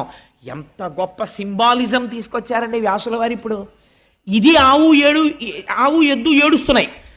ఏడుస్తుంటే ఒక విచిత్రమైనటువంటి సంఘటన జరిగింది. అప్పుడు ఒక వ్యక్తి ఆ ఆవు ఎద్దు దగ్గరికి వచ్చాడు. ఎవరైనా అంటే దాని గురించి ఒక పెద్ద వర్ణన చేశారు పోతన గారు. కాలక్రోధుడు, దండహస్తుడు, నృపాకారుండు, కఠినాత్ముండు. అటువంటి వాడు సామాన్యమైన క్రోధం కాదది, అపారమైనటువంటి కోపం. అందుకని కాలక్రోధుడు. అంతటి కోపంలో ఉన్నవాడు. దండహస్తుడు, పైగా చేతిలో కర్ర పట్టుకున్నాడు. అసలే కోపం, దానికి తోడు చేతిలో కర్ర ఉంది. ఎంత ప్రమాదం చూడండి. దండహస్తుడు, నృపాకారుండు. పైగా ఉన్నది ఎలా ఉన్నాడు? రాజుగారిలా ఉన్నాడు. రాజు ఎటువంటి ఆభరణములు పెట్టుకుంటాడో, ఎటువంటి కిరీటం పెట్టుకుంటాడో అవి పెట్టుకున్నాడు. ఇప్పుడు పరిపాలకుడిలా ఉన్నాడు. కానీ వాడు ఎప్పటికీ పరిపాలకుడు కాలేడు. ఎందుకని? లోపల పరిపాలనాంశ లేదు, పరిపాలించడానికి తగిన సంస్కార బలము లేదు, కానీ పరిపాలకుడైనాడు. కాబట్టి ఏమయ్యాడు? నృపాకారుండు, నృపుండు కాడు. ఇది కలియుగ లక్షణం. ఎంత అందంగా వేసేశారో చూడండి. ఇంకా దాని వ్యాఖ్యానం మీరు మనసులో ఎంత దూరమైనా వెళ్ళచ్చు. నృపాకారుండు జంఘాలుండొక్కడు శూద్రుడు అసురగతిన్ కారుణ్య నిర్ముక్తుడై నేలంకూలగతన్య బంతిచిలగా నిర్ఘాత పదాహతి. నృపాకారంలో వచ్చినటువంటి వాడు బిడ్డ కనపడక ఏడుస్తున్నటువంటి తల్లిలా శుష్కించిపోయి ఉన్నటువంటి ఈ ఆవుని అపారమైనటువంటి కోపంతో ఏమీ చెయ్యకుండా అలా నిలబడి ఉన్నటువంటి ఆవుని తన కాలెత్తి ఒక్క తన్ను తన్నాడు. నెలంకులగే బంతిచిలగా ఆ ఆవు తిరగబడిపోయింది. అలా ఒక్క తన్ను తన్నాడు. ఒక కాలు మీద నిలబడినటువంటి ఎద్దుని ఇంకొక తన్ను తన్నాడు. ఆ ఎద్దు కింద పడిపోయింది. పడిపోతే వాడు ఊరుకోలేదు. వాడు తన చేతిలో ఉన్న దండముతో కొడుతున్నాడు వీటి రెండింటిని. ఎవరిని? భూమిని కొడుతున్నాడు. అంటే ఏ భూమిని వలన తాను బ్రతుకుతున్నాడన్న విషయాన్ని మరిచిపోయి ప్రవర్తిస్తున్నాడు. ధర్మమును దెబ్బతీస్తున్నాడు. అదే పనిగా కొడుతున్నాడు. ఇవి రెండు ఏడుస్తూ కన్నుల వెంట నీరు కారుస్తూ కింద పడి లేచి కుంటి పడి ఉన్నాయి. కైలాసాచల సన్నిభంబగు మహాగంభీర గోరాజమున్ అటువంటి ఆవుని పట్టుకుని ఇలా కొట్టి ఏడిపిస్తున్నాడు. ఆ ఆవు ఎలా ఉంది? కైలాసాచల సన్నిభంబగు మహాగంభీర గోరాజమున్. అటువంటి ఆవు కైలాస పర్వతం ఎలా ఉంటుందో అంత తెల్లనైనటువంటి ఆవు. ఎందుకండి ఆ పోలిక వేయాలి? కైలాసము ఈశ్వరుని ఆవాసము. ఈశ్వరుడు పైకి అపవిత్రంగా కనపడతాడు. మీకు ఎలాగో దక్షయజ్ఞ ధ్వంసం వస్తుంది 2-3 రోజుల్లో. అసలు ఆ దక్షయజ్ఞ ధ్వంసం ఇందురు కానీ ఎన్ని గమ్మత్తులు ఉంటాయో. పార్వతీ పరమేశ్వరులు మాట్లాడుకుంటారు. పుట్టింటికి పిలవకుండా వెళ్ళాలా వద్దా పెద్ద సబ్జెక్టు. అంత పెద్ద సబ్జెక్టు వాళ్ళిద్దరి మధ్య నడిస్తే ధర్మ సంబంధమైనటువంటి చర్చ చేస్తారు ఇద్దరు. ఆఖరికి వెళ్ళింది పార్వతీదేవి. సరే, ఆ తదనంతర విషయాలు ఎలా ఉంటాయి, వీరభద్రుడు ఎలా వస్తాడు, అసలు పోతన గారి పద్యాలు ఎలా ఉంటాయి ఆ సమయంలో మీరు చూద్దురు కానీ ఆ విషయాన్ని. అది వేరు మాట. కానీ నేను ఎందుకు ఈ విషయాన్ని ఇప్పుడు విజ్ఞాపన చేశానంటే, అక్కడ ఈ ఆవుని ఎద్దుని కొట్టేటప్పుడు కైలాసాచల సన్నిభంబగు మహాగంభీర గోరాజమున్, పైకి అమంగళంగా ఉన్నట్టు కనపడతాడు ఈశ్వరుడు. పుర్రెలమాల వేసుకున్నట్టు, శ్మశానంలో ఉన్నట్టు, శవ విభూతి రాసుకున్నట్టు ఉంటాడు. ఆయనంత మంగళప్రదుడు వేరొకడు లేడు. అందుకని ఆయనకి శివ అని పేరు. పైకి అమంగళంగా కనపడతాడు. కాబట్టి ఇప్పుడు ఏమైంది? పరస్పర విరుద్ధమైనటువంటి విషయాలు రెండు ఏకకాలమునందు ఒకరి యందు ఉన్నాయి. అలా ఎప్పుడూ చేసేటటువంటిది మంగళమే. మీరు ఒకటి గుర్తుపెట్టుకోండి, శివుడు అమంగళం చెయ్యడు, ఆవు అమంగళం చెయ్యదు. ఆవు ఆయన చాలా గొప్పవాడు. నేను ఇలా చెప్పానని మీరు ఏమనుకోకండి. నేను ఒక ఉదాహరణ చెప్తాను. దీనివల్ల పెద్దలు ఎంత బాధపడ్డారంటే, ఒకానొక సమయంలో రమణ మహర్షి స్నానం చేస్తే ఆయనప్పటికి పాపం సర్కోమా తీవ్రత పొందేసి అడుగు తీసి అడుగు వెయ్యలేని స్థితిలో ఒక గదిలో స్నానం చేస్తుండేవారు. స్నానం చేస్తే ధూర్త లక్షణాలు అంటే ఎలా ఉంటాయంటే, ఆయన స్నానం చేసిన నీళ్లు తూములోంచి బయటికి వచ్చేస్తుంటే ఆయన చూడకుండా ఆయన స్నానానికి వెళ్ళగానే సీసాలు అట్టుకుని నించునేవారు. ఆయన స్నానం చేసి నీళ్లు బయటకు వస్తుంటే తూములోంచి ఆ సీసాలో నీళ్లు అట్టుకుని పట్టుకెళ్ళి తీర్థాల కింద ముచ్చేసుకునేవారు. ఆయన ఒకసారి బయటకు వచ్చి చూసి తెల్లపోయారు, ఏమిటి వీరి పనులని. రమణ మహర్షి స్నానం చేసిన నీళ్లు తాగితే జ్ఞానం వస్తుందా? రమణ మహర్షి చెప్పినటువంటి విషయాన్ని మీరు పాటిస్తే జ్ఞానం వస్తుందా? అంటే అర్థం ఉండదా చేసేటటువంటి పనికి. అలా ఆయన ఎంత మహాజ్ఞాని కానివ్వండి, ఆయన ఎంత గొప్పవాడు కానివ్వండి, ఆయన మూత్ర విసర్జన చేశాడు అనుకోండి, ఆ మూత్ర విసర్జన చేసినటువంటి మూత్రాన్ని తీసుకొచ్చి మీరు ఈశ్వరార్చనలో వాడగలరా? ఆయన మహాజ్ఞాని. మీరు వాడరు, అలా వాడకూడదు కూడా, అసలు ఆ ప్రశ్నే రాదు. ఒక ఆవు మూత్ర విసర్జన చేసింది అనుకోండి, మీరు ఆ ఆవు మూత్రాన్ని పట్టి ఇంటికి తీసుకొచ్చి శుద్ధికి చల్లుకుంటారు. ఆవు మల విసర్జన చేసింది అనుకోండి, దాన్ని పట్టి తెచ్చి చంటి పిల్లల ఒంటికి రాస్తారు. ఎదర దశమస్కంధాల్లో విందురు కానీ మీరు దృష్టి దోషం రాదు. పైగా శుద్ధి జరగాలంటే ఆవు పేడ నీళ్లలో కలిపి కళ్ళాబీ చల్లుతారు, సూక్ష్మక్రిములు చచ్చిపోతాయని.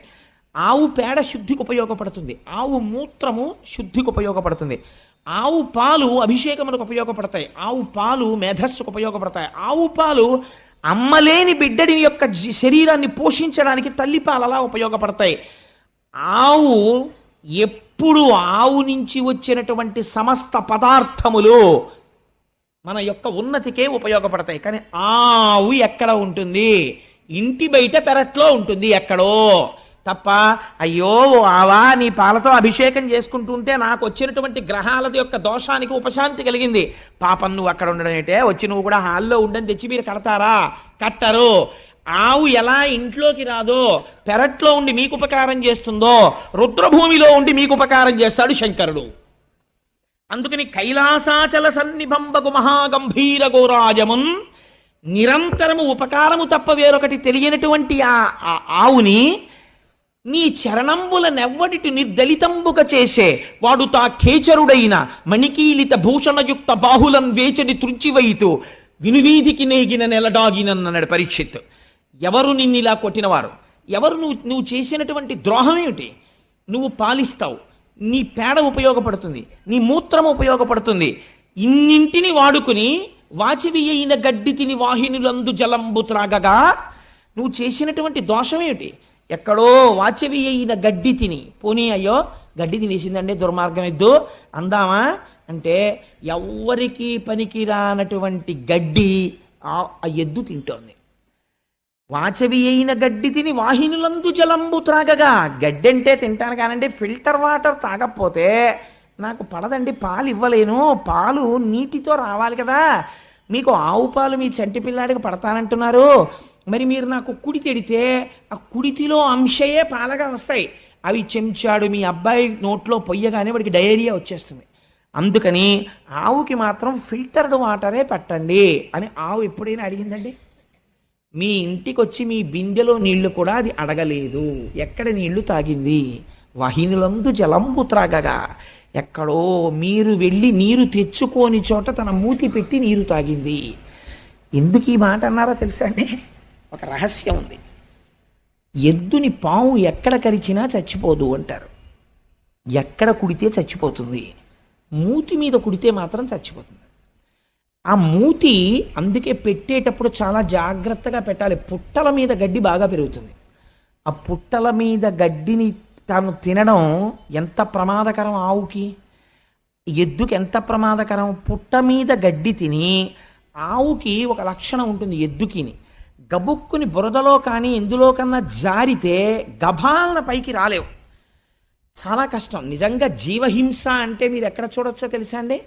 అపార్ట్మెంట్లో గృహప్రవేశానికి ఆవుని ఎక్కించినప్పుడు చూడొచ్చు. అంతకన్నా దారుణం. ఆవు బొమ్మట్టుకుని వెళ్ళకూడదండి. మీరు ఆవును అందులో న్యాసం చేసి, సుబ్రహ్మణ్య శర్మ గారు రేపు మనకు వ్రతం చేయిస్తుంటారు, ఆయన నాకు ఒక సందర్భం చెప్పారు. 3rd ఫ్లోర్లో పూర్తి అయ్యవని అపార్ట్మెంట్లో ఎవరో గృహప్రవేశం అవుతూ ఆవుని బలవంతంగా ఎక్కించేసి ముందే లోపల పెట్టారట. పెడితే పాపం ఈ పుణ్యాత్ముడికి తెలియక గృహప్రవేశానికి ముందు మంగళవాయిద్యం చేయండి అన్నాడు. అంటే వాళ్ళు మంగళవాయిద్యం చేశారు. చేయగానే తెల్లవారకట్ల 3 గంటల ముహూర్తం. ఈ ఆవు బెదిరిపోయి ఇంకా గ్రిల్స్ పెట్టినటువంటి కిటికీలోంచి సగం దూకేసింది. కింద రోడ్డు ఉంది. ఆ ఆవుకి వెనక్కి రావడం తెలియదు, ముందుకు పడిపోతే చచ్చిపోతుంది.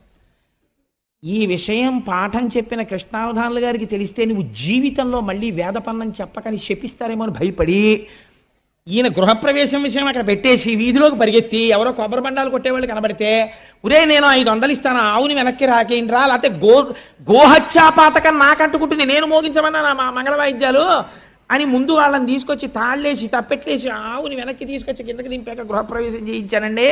ఇలా ఉంటాయి అపార్ట్మెంట్లలో గృహప్రవేశాలంటే నాకు భయం మహాప్రభు అన్నాడు ఆయన. నాకు నిజమే అనిపించింది. మీ పుణ్యం కోసం ఆవు పేడేసేసి మూత్ర విసర్జన చేసేసి బెంగెట్టేసుకుని మీ మార్బుల్ ఫ్లోరింగ్ మీద నిలబడలేక 4 కాళ్ళు ఇలా జారిపోతుంటే చిత్రహింస పెట్టేయడమా? అదండి ఆవుని తీసుకెళ్ళి అంత హింస పెట్టి మీరు ఆ ఇంట్లోకి వెడితే మీకు ఏం కలిసి వస్తుందండి నాకు చెప్పండి. ఆ ఆవు అంత భయపడిపోయిన చోటకి మీరు వెళ్ళిపోతే మీకు కలిసి వస్తుందా? ఆ గోవు బెంగ పెట్టుకుని ఏడ్చిన ఏడుపు కట్టి కుడిపేస్తుంది. పెచ్చ పనులు చేయకూడదు. చేసేటప్పుడు సందర్భములను చూడాలి. ఆ ఇంట్లోకి ఆవిడితే తీసుకెళ్ళితే మాని ఎందుకు వచ్చింది అల్లరి? ఓ ఆవు బొమ్మ అట్టుకెళ్ళు, గొడవ వదిలిపోయాయి. వెళ్ళేటప్పుడు గోవుకి ప్రదక్షిణం చేసి నమస్కరించి, అమ్మా గోమాత సమస్త శుభములను కటాక్షించు, నేను కట్టుకున్న ఇంట్లోకి నువ్వు రాలేవమ్మా, నువ్వు వెళ్ళిపోతే గొడవ వదిలిపోయాయి. ఆవిడ కటాక్షిస్తుంది. ఎందుకు వచ్చిన అల్లరి? నేను ఈ విషయాన్ని ఎందుకు ప్రస్తావన చేశానంటే, వాచవి అయిన గడ్డి తిని వాహినులందు జలంబు త్రాగగా, ఎంత గొప్ప మాట వేసారండి పోతన గారు. నిజంగాను నీకు పనికొచ్చేది ఏం తిందిరా అది? నువ్వు కొట్టడానికి నాకు ఒక కారణం చూపించు. గడ్డి తిందా? నువ్వు తినవు. నిన్ను ఎప్పుడైనా తిట్టవలసి వస్తే అంటారు, ఏ గడ్డి తిన్నా ఏంట్రా, బుద్ధి గడ్డి తిందా అంటారు. అంటే నువ్వు గడ్డి తినవలసిన రోజే వస్తే అంతకన్నా హీనం ఇంకోట్లేదు. అలాంటిది అది తిందా గడ్డి. వాహినిలందు జలంబు త్రాగగా, ప్రవహించి వెళ్ళిపోతున్నటువంటి నీటిని అది తాగింది ఎక్కడో వెళ్ళి. నువ్వు మాత్రం ఫిల్టర్ చేసుకు తాగుతావు. అలాంటి నీళ్ళు అది తాగి, ఫిల్టర్డ్ వాటర్ తాగి, కుక్కుడు ఫుడ్ తిని, కుక్కర్లోది తిని, చాలా హైజీనిక్ ఫుడ్ తిన్నాననిపించుకుని నీలో విషం పెరుగుతోంది. వీధిలో గడ్డి తిని ఏట్లో నీళ్లు తాగి అది పరమసత్వగుణ స్వరూపమైన పాలనిస్తోంది. ఉపాధి ఏదైతే ఎందుకండి, ఎవరు గొప్ప? అది గొప్ప. కాబట్టి వాచవి అయిన గడ్డి తిని వాహినులందు జలంబు త్రాగగా నీ చరణంబులెవ్వడిటు నిర్దళితంబుగా చేసే. ఎవడు నీ 3 కాళ్ళు తెగగొట్టాడు, ఎలా నువ్వు అపరాధం చేస్తావని నమ్మాడు అసలు వాడు తా ఖేచరుడైన మణికీలిత భూషణయుక్త బాహులన్ వేచని త్రుంచివైతు వినువీధికి నేగిన నేల దాగినన్. వాడు భూమిలో దాక్కొని ఆకాశానికి ఎగిరిపోని, వాడు మణులు పెట్టుకున్నటువంటి భూషణములతో కూడినటువంటి వాడి భుజములను నా కత్తితో నరికేస్తాను ప్రతిజ్ఞ. ఏ చేతితో నీ పాదములు నరికాడో ఆ చేతుల్ని నేను నరికేస్తాను. అంటే ఇంకా ధర్మ సంస్థాపన కోసము పూనికున్న రాజు ఉన్నాడు భూమి మీద, పరీక్షిత్ వరకు. ఈ మాట అనగానే అక్కడ ఉన్నటువంటి ఆ వృషభము, ఆ గోవు, అవి రెండు వాటి స్వరూపమును చూసి పరీక్షిత్ గుర్తుపట్టాడు. అమ్మా, నువ్వు ధరణిదేవివి, ఆయన ధర్మము. మీ ఇద్దరూ ఇలా అయిపోయినందుకు నేను శోకిస్తున్నాను. కానీ ఎవడు ఇలా ఈ పాదములు తెగగొట్టాడని అడిగాడు. అడిగితే వీళ్ళు చెప్పకముందే ఆవిడంది ఎంత గొప్పగా మాట్లాడిందో చూడండి. కొందరు కాలం అన్నారయ్యా, కొందరు కర్మ అన్నారు, ఇది యుగ సంధి అన్నారు, ఇది యుగ లక్షణం అన్నారు, ఏవేవో కారణాలు చెప్పారు. నా కాళ్ళు మాత్రం తెగిపోయాయి అంది. అంటే ఆయన అటు ఇటు చూస్తున్నాడు. ఇప్పటి వరకు నృపాకారంతో ఉన్నవాడు ఒకడున్నాడు చూశారా, వాడు గభేల్న వెళ్ళి పరీక్షిత్ పాదాల మీద పడిపోయాడు. పడిపోయే, అయ్యా నన్ను రక్షించండి, తప్పైపోయింది, నేనే నరికేశానా 3 పాదాలు అన్నాడు. అంటే ఇప్పుడు ధర్మము యొక్క 3 పాదములను ఎవరు నరకగలిగారు? కలి వలన పోయాయి. కలి తెంపలేదు, కలి మీలోకి వస్తే మీ చేత తెంపించేస్తాడు ధర్మాన్ని. కాబట్టి ఇప్పుడు కలి ప్రవేశం జరిగినది, కానీ స్థిరముగా నేను ఉంచుకోలేకపోతున్నాను. ఒక మాట చెప్పాడు, నా తప్పు కాదు, ఇది కలియుగం, నేను రావాలి, అందుకే ఈశ్వరుడు వెళ్ళిపోయాడు, నేను వచ్చాను. కానీ మరి నేను గట్టిగా ఉంచుకుని నిలబడదామంటే నేను ఎక్కడికెళ్ళి నిలబడితే అక్కడే నువ్వు ధనుర్బాణాలు పట్టు కనపడుతున్నావు. మరి ఎలా? ఇలా అయితే నేను ఉండడం కష్టం కదా. మరి కలియుగంలో కలిని ప్రవేశించాలి కదా. అందుకని నువ్వు నాకు ఒక అవకాశం ఇయ్యి, నువ్వు ఫలానా చోట ఉండు అని చెప్పు, నేను అక్కడ ఉంటాను. అప్పుడు ఇంక ఇబ్బంది ఉండదు. తప్పించి నేను ఎక్కడికెడితే అక్కడ నువ్వు కనపడుతుంటే నీకు నాకు సంఘర్షణ వస్తుంది, నువ్వు నన్ను చంపుతానంటుంటావు. యుగం వచ్చేసింది, నేను రావాలి, కాబట్టి నేను ఎక్కడ ఉండనో నువ్వే చెప్పన్నాడు. అంటే ఎంత గొప్ప మాట చెప్పాడో చూడండి. పరీక్షిత్ అన్నాడు, నీకు 4 స్థానాలు ఇస్తాను, నువ్వు అక్కడే ఉండు అన్నాడు. ఎక్కడ ఉండమంటావు అని అడిగాడు. మొట్టమొదట పరీక్షిత్ చెప్పిన స్థానం ఏదో తెలుసా అండి? జూదశాల యందు నీవు ఉండవచ్చు. రెండవది ఎక్కడ ఉండనన్నాడు, పానశాల యందు నువ్వు ఉండవచ్చు. ఎక్కడెక్కడ ఈ మత్తు గొలిపేటటువంటి పదార్థములను త్రాగుతారో అక్కడ నువ్వు ఉండవచ్చు. మూడవది స్వేచ్ఛావిహరిణులై ధర్మమునకు కట్టబడని ఆచార భ్రష్టులైన స్త్రీల యొద్ద నువ్వు ఉండవచ్చు. నాలుగవది ఎక్కడ ఉండవచ్చు, జీవహింస జరిగేటటువంటి ప్రదేశముల యందు నీవు ఉండవచ్చు. 4 ప్రదేశాలు నీకు ఇచ్చానన్నాడు. ఇప్పుడు మీరు పురాణంగా నేను దీన్ని ఈ మాట చెప్పి నేను దాటేశాను అనుకోండి, మీరు నా చొక్కా ఏం పట్టుకోరు, పాపవాడికి అదే వచ్చులో చెప్పాడు, పాపవాడి జోలికి ఎందుకు మనకు వదిలేస్తారు నన్ను. కానీ మీరు నాకు ఒక విషయం చెప్పండి, కలికి ఈ 4 ప్లేసెస్ ఇస్తే ఏమిటి కలిసి వచ్చిందండి పరీక్షిత్కి? అసలు నువ్వు రావద్దురా అనాలి, కానీ ఈ 4 స్థానాలు నీకు ఇచ్చానన్నాడు కదా, ఈ 4 స్థానాలు ఇచ్చాడు అనుకోండి, కలి వెళ్ళి జూదం షాపులో పేక ముక్కలు ఇస్తాడా, లేకపోతే ఈ మత్తు పదార్థాన్ని అమ్మేటటువంటి చోటుకి వెళ్ళి షాప్ పెట్టుకుంటాడా, లేకపోతే జీవహింస తను చేస్తాడా? మిమ్మల్ని ఎలా పాడు చేస్తాడు కలి? ఇది మీరు విశ్లేషణ చెయ్యాలి. ఎలా పాడు చేస్తాడు అంటే దాని ఫలితమును చెప్పారు. జూదశాల యందు ఏమి జరుగుతుంది అంటే అసత్యము ప్రబలుతుంది. ఎలా అని మీరు నన్ను అడగచ్చు. మీరు కావాలంటే లోకమునందు పోకడ మీరు గమనించే ఉంటారు. మీరు గుడికి వెళ్ళేవాడు, ఏమన్నా ఒకసారి నేను శివాలయానికి వెళ్ళి ప్రదక్షిణం చేసి వచ్చేస్తానండి అంటాడు. లేదు, ఇంకా సినిమాకి వెళ్ళేవాడు అనుకోండి, ఏమండి ఏమనుకోకండి సినిమాకి వెళ్తున్నానంటాడు. ఇంకా పోని 10 మంది పరిహాసం ఆడాలండి. అదేంటి ఆఫీసర్ గారి దగ్గరికి వెళ్ళి, సార్ నాకు కొత్తగా పెళ్ళయిందండి, 16 రోజుల పండగ, ఎస్ఆర్ఎం గారి ఇన్స్పెక్షనో జడ్ఎం గారి ఇన్స్పెక్షనో అంటున్నారు, మా అత్తారు బాధపడతారు సార్, అందుకని 16 రోజుల పండగకి వెళ్ళాలంటే ఓ చిరునవ్వు నవ్వేసి ఆఫీసర్ గారు గ్రాంట్ చేసేయచ్చు. అది కూడా నోటితో చెప్పుకుంటాడు నేను వెళ్ళాలండి అని. కానీ ప్యాక్ ఆడుకోవడానికి వెళ్తున్నానండి అని చెప్తాడండి ఎవడైనా? చెప్పడు, మర్యాద పోతుందని తెలుసు వాడికి. అందుకని ఏం చెప్తాడు? అబ్బాయి ఏం లేదండి మా ఫ్రెండ్ ఇంటికి వెళ్ళొస్తాను మాస్టారు అని వెళ్ళిపోతాడు. లేకపోతే దానికి అందమైన పేరు ఎట్టుకుంటారు. దాన్ని నేను ఎందుకు చెప్పాలి కానీ ఇంగ్లీష్లో అయితే సితో ప్రారంభమైంది బీతో పూర్తి అయిపోయేటటువంటి 4 అక్షరాల సంస్థను ఒక దాన్ని పెట్టుకుంటారు. పెట్టుకుని అలా చెప్పుకోవడానికి సిగ్గేది, అందుకని అక్కడికి వెడుతున్నామని చెప్పుకుంటారు అని వెళ్ళిపోతారు. వెళ్ళిపోతే సాధారణంగా ఏమనుకుంటారంటే వీళ్ళందరూ లోపల కూర్చుని ఏదో దేవకార్యం నిర్వహిస్తున్నారు అనుకుంటారు. ఏం ఉండదు, అక్కడ బూడిద ఆడుకుంటూ ఉంటారు వీళ్ళందరూ. చాలా నిశ్శబ్దంగా ఐశ్వర్యం వెళ్ళిపోతుంది అక్కడ. అది కలిస్థానం. అందుకని అసత్యం ప్రారంభమవుతుంది. ఎందుకో తెలుసా అండి? సత్యమేవేశ్వరో లోకే సత్యం పద్మాశ్రితా సదా సత్యమూలాని సర్వాణి సత్యాన్నాస్తి పరమం పదం. సత్యాన్ని ఆశ్రయించి లక్ష్మి ఉంటుంది. అసత్యం పలకగానే లక్ష్మి వెళ్ళిపోవడం మొదలైపోతుంది. అక్కడ ఏమవుతుంది? అసత్యమే చెప్పాలి. కాబట్టి ఏం చేస్తాడు? ప్రారంభం అసత్యం, తీరా వెళ్ళిన తర్వాత 3 గంటలు కూర్చుని ఇంటికి వస్తాడు. పాపం భార్య అలా కూర్చుంటుంది. ఏమండి ఇంతసేపు ఎక్కడికి వెళ్ళారండి అంటుంది. కోటేశ్వరరావు ఉపన్యాసానికి వెళ్ళానే, ఓ రోజు తప్పకుండా రండి రండి రండి రండి, మీరు రాకపోతే నేను చెప్పలేకపోతున్నాను అంటున్నాడు, అందుకని వెళ్ళానంటాడు. కాబట్టి ఏమైపోయింది? అక్కడ అసత్యం. అసలు ఆ కోటేశ్వరరావు అలా అడగను లేదు. నాకు ఒక తమాషా అయిన మాట ఒకటి వినపడుతుంటుంది ప్రపంచంలో. నాకు ఎక్కడ నవ్వు వస్తుందంటే ఒక్కొక్కరు నాకు కనపడంటుంటారు, కోటేశ్వరరావు మీ ఉపన్యాసాలకి రాలేకపోయానండి ఏమనుకోకండి అంటారు. నేను అనుకోవడం ఎందుకంటే మా ఇంట్లో పెళ్ళి ఇదేమన్నా వస్తే సంతోషం, రాకపోయినా సంతోషం. నేనేం మీరు రాకపోతే అంటే నేను కించపరిచాను కదా, ఆ మాట ఎందుకు? రాకపోతే అది it's not an excuse to be pleaded. దానికి పెద్ద ఇదే ఉందండి. ఈశ్వరానుగ్రహం ఉంటే వస్తారు, ఈశ్వరానుగ్రహం లేకపోతే రాలేరంతే భగవత్ సంబంధంలో. కాబట్టి అసత్యముతో మొదలవుతుంది. భార్యకి ఏమంటాడు? అబ్బాయి కోటేశ్వరరావు ప్రసంగానికి వెళ్ళాను, ఆయన బాధపడుతున్నాడు, ఒకసారి రమ్మని, అందుకని వెళ్ళానంటాడు. కానీ క్రమంగా తెలుస్తుంది. భార్య ఏడుస్తుంటుంది ఇంట్లో, మీరు ఏం చేస్తున్నారో నాకు తెలుసు, డబ్బులు పోతాయి, ఏమీ కాదు నీ మోహం, మా నాన్నగారికి పంపించానంటాడు. బుకాయిస్తాడు. భార్య కదా డబాయిస్తాడు. పిల్లలకి తెలిసిపోతుంది. పిల్లాడు అంటాడు, నాన్న నువ్వు పేకాట ఆడుతున్నావా అంటాడు. లాగి లెంపకాయ కొడతావు, నోరు మొయ్యి, నీకెవరు చెప్పాడు రా అని క్రౌర్యంతో లెంపకాయ కొడతాడు. మొత్తం అసత్యం. ఎక్కడ జూదశాలలోంచి ఏ రూపంలో కలి ప్రవహిస్తున్నాడు? అసత్య రూపంలో వస్తున్నాడు. కాబట్టి భ్రష్టత్వం వచ్చేసిందంతే. రెండవదేది పానశాల. తాగగానే పోయేదేది? యుక్తాయుక్త విచక్షణ పోయి మదము ప్రవేశిస్తుంది. ఎంత అతివాగుడు మొదలైపోతుందో. అప్పటి వరకు చాలా సౌమ్యంగా ఉంటాడండి. శుక పిక బకరవములు ప్రారంభమైపోతాయి. ఇంకా ఉచ్చేసుకున్నాడో ఒక వెర్రి ధైర్యం వస్తుందో ఏమో, నాకు స్వానుభవం లేదు.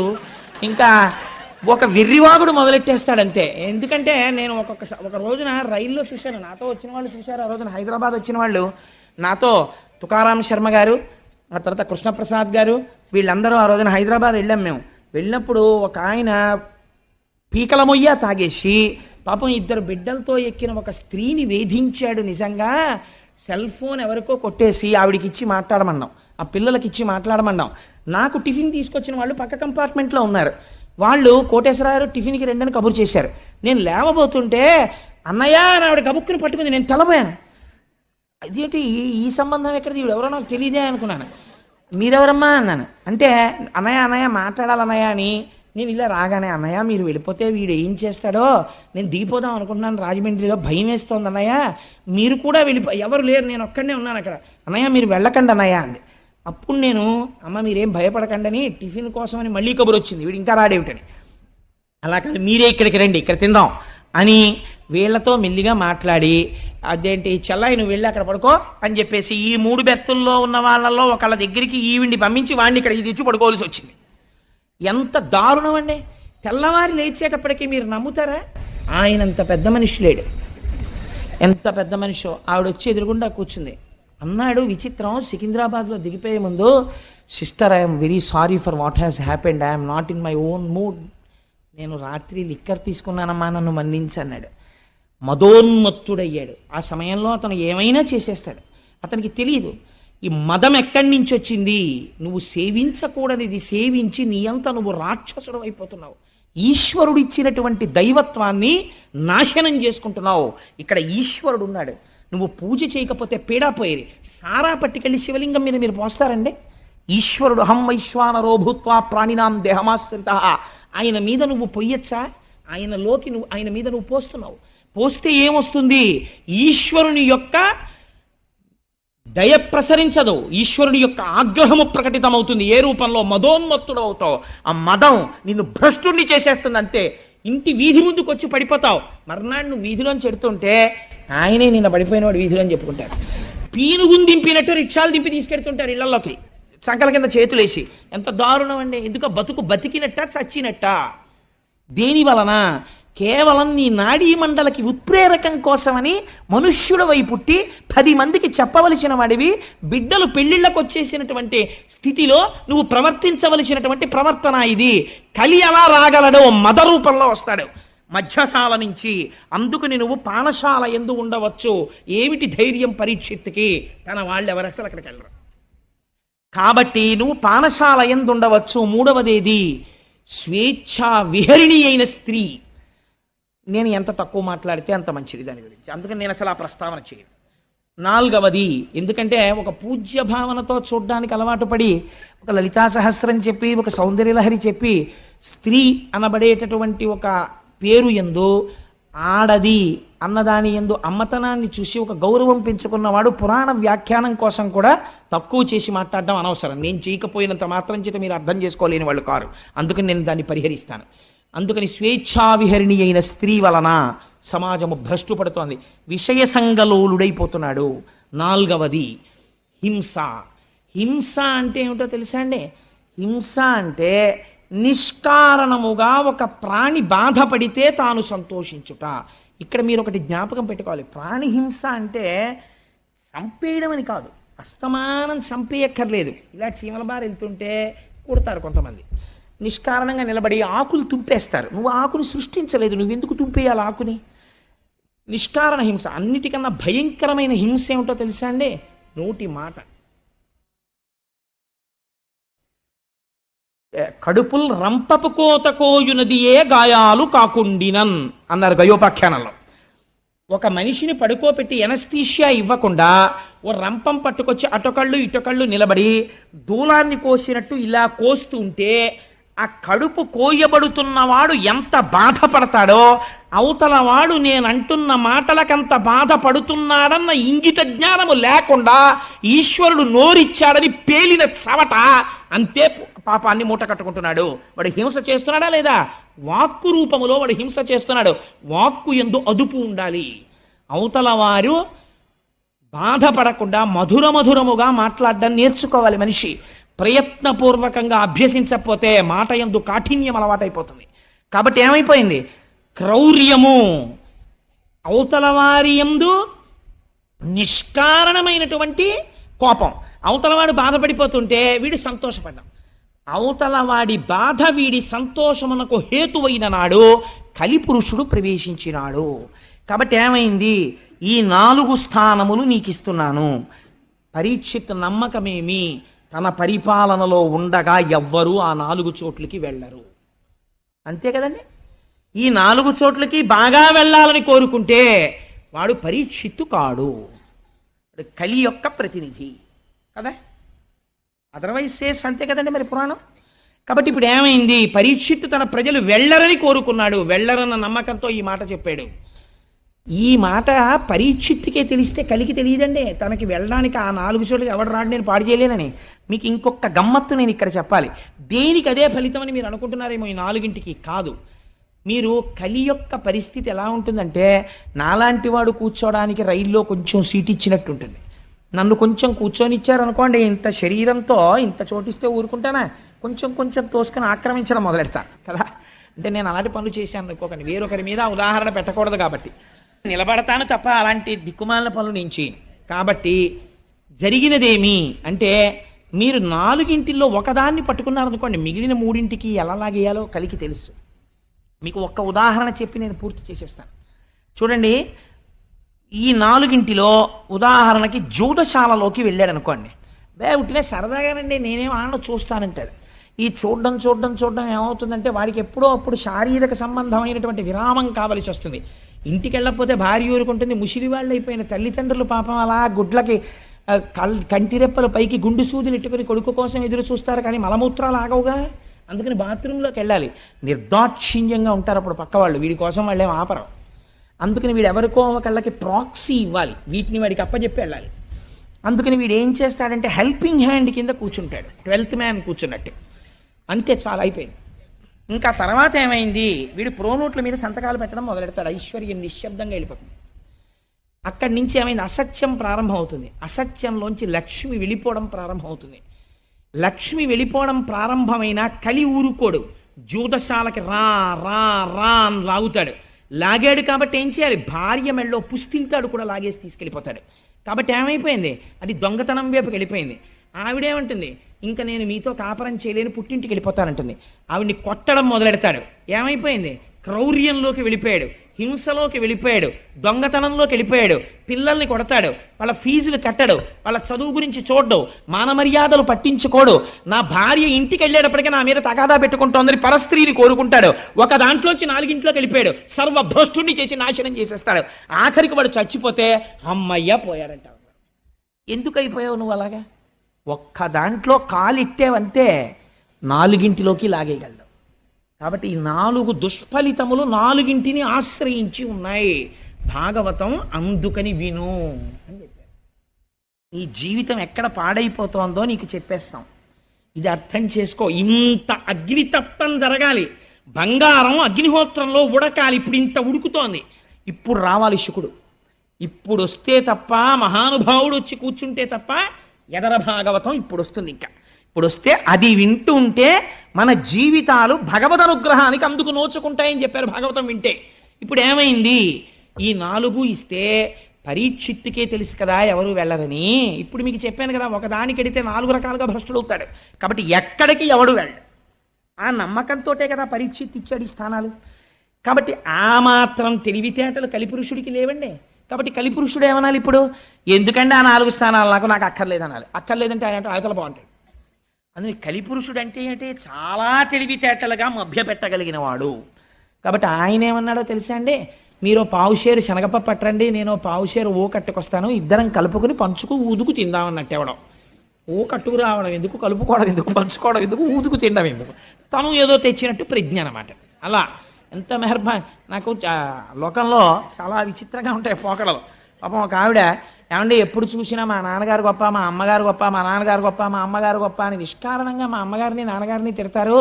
మీ అమ్మ చూడు, మీ నాన్న చూడు ఎప్పుడు అని చెప్పి పాపం వాళ్ళని తిడతారు. అదేమిటండి, మా అమ్మగారు నాన్నగారులలో ఒక్క సుగుణం లేదా అంటే ఆయన అన్నట్ట, సరే ఇవాళ నుంచి నేను మా అమ్మగారిని నాన్నగారిని పొగిడి మీ అమ్మగారిని నాన్నగారిని తిట్టను. మీ అత్తగారు మామగారే మంచివాళ్ళు, మా అత్తగారు మామగారే భ్రష్టులు, సరేనా అన్నాడు. ఏమైంది, ఎటు మారిస్తే ఏమైంది? అలా అదొక రకమైనటువంటి గుంభనం, మాటలో అతి తెలివితేటలు. కలిపురుషుడు ఎలాగా మభ్య పెట్టాడో చూడండి. మభ్య పెట్టడం అండి లక్షణం.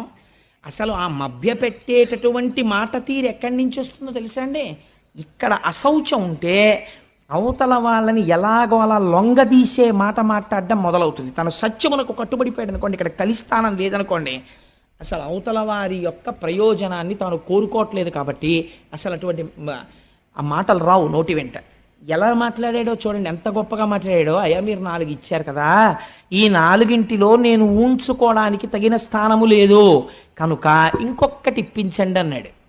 ఇంకొకటి ఇప్పించండి అంటే ఆయనకి తెలిసి ఈ 4 తప్ప ఇంకొకటి ఏది ఇచ్చినా అందులోకి నేను ప్రవేశించడానికి అవకాశం వెతుక్కోవచ్చు అని. గభాలన పరీక్షిత్ అన్నాడు, బంగారం ఇచ్చాను అన్నాడు. ఎందుకన్నాడా మాట అంటే, ఆ రోజుల్లో బహుశా ఒక లక్షణం ఉండేది. అంటే భాగవతంలోనే ఒక చోట వ్యాఖ్యానంలో ఒక మాట చెప్తారు, నిస్సంగులైనటువంటి వారు ఆత్మజ్ఞానమును ప్రబోధం చేసేటటువంటి వారికి హేమము అంటే బంగారమునందు లోభత్వం ఉండదు, వారు కోరుకోరు, వాళ్ళకి అది పెద్ద ఆసక్తి ఉండదు దాని మీద. అట్లాంటి వారు లోకములో ఉండగా, వారి ప్రబోధం ఉండగా లోకం ఎందుకు పాడవుతుంది అనుకున్నాడో ఏమో, బంగారమునందు స్థానం ఇచ్చానన్నాడు. పరీక్షిత్ ఒంటి నిండా బంగారం ఉంది, ఆపాదమస్తకం, కిరీటం దగ్గర నుంచి ఆభరణాల వరకు ఉంది. వెళ్ళలేడండి, అందరిలోకి వెళ్ళడం ఎందుకండి, పరీక్షిత్తులోకి వెళ్ళిపోతే సరిపోయాయి, డైరెక్ట్గా నాశనం అయిపోయింది. పరీక్షిత్తును పాడి చేసేస్తే చాలు. తను ఇంకా రాజద్వారం తెరిచేసుకున్నట్టే. కోటలోకి ప్రవేశించడానికి సామాన్య సిపాయిల్ని ఎంతమందిని చంపుతారు?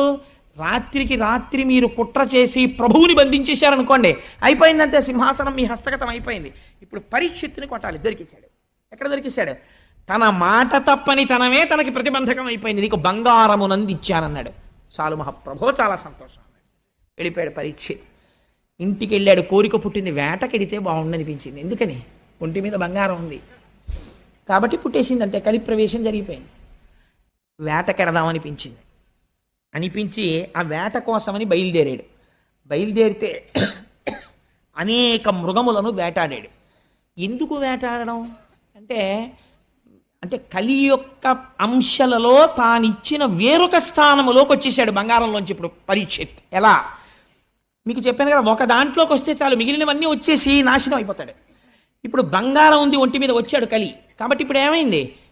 జీవహింస చెయ్యాలన్న కోరిక పుట్టింది.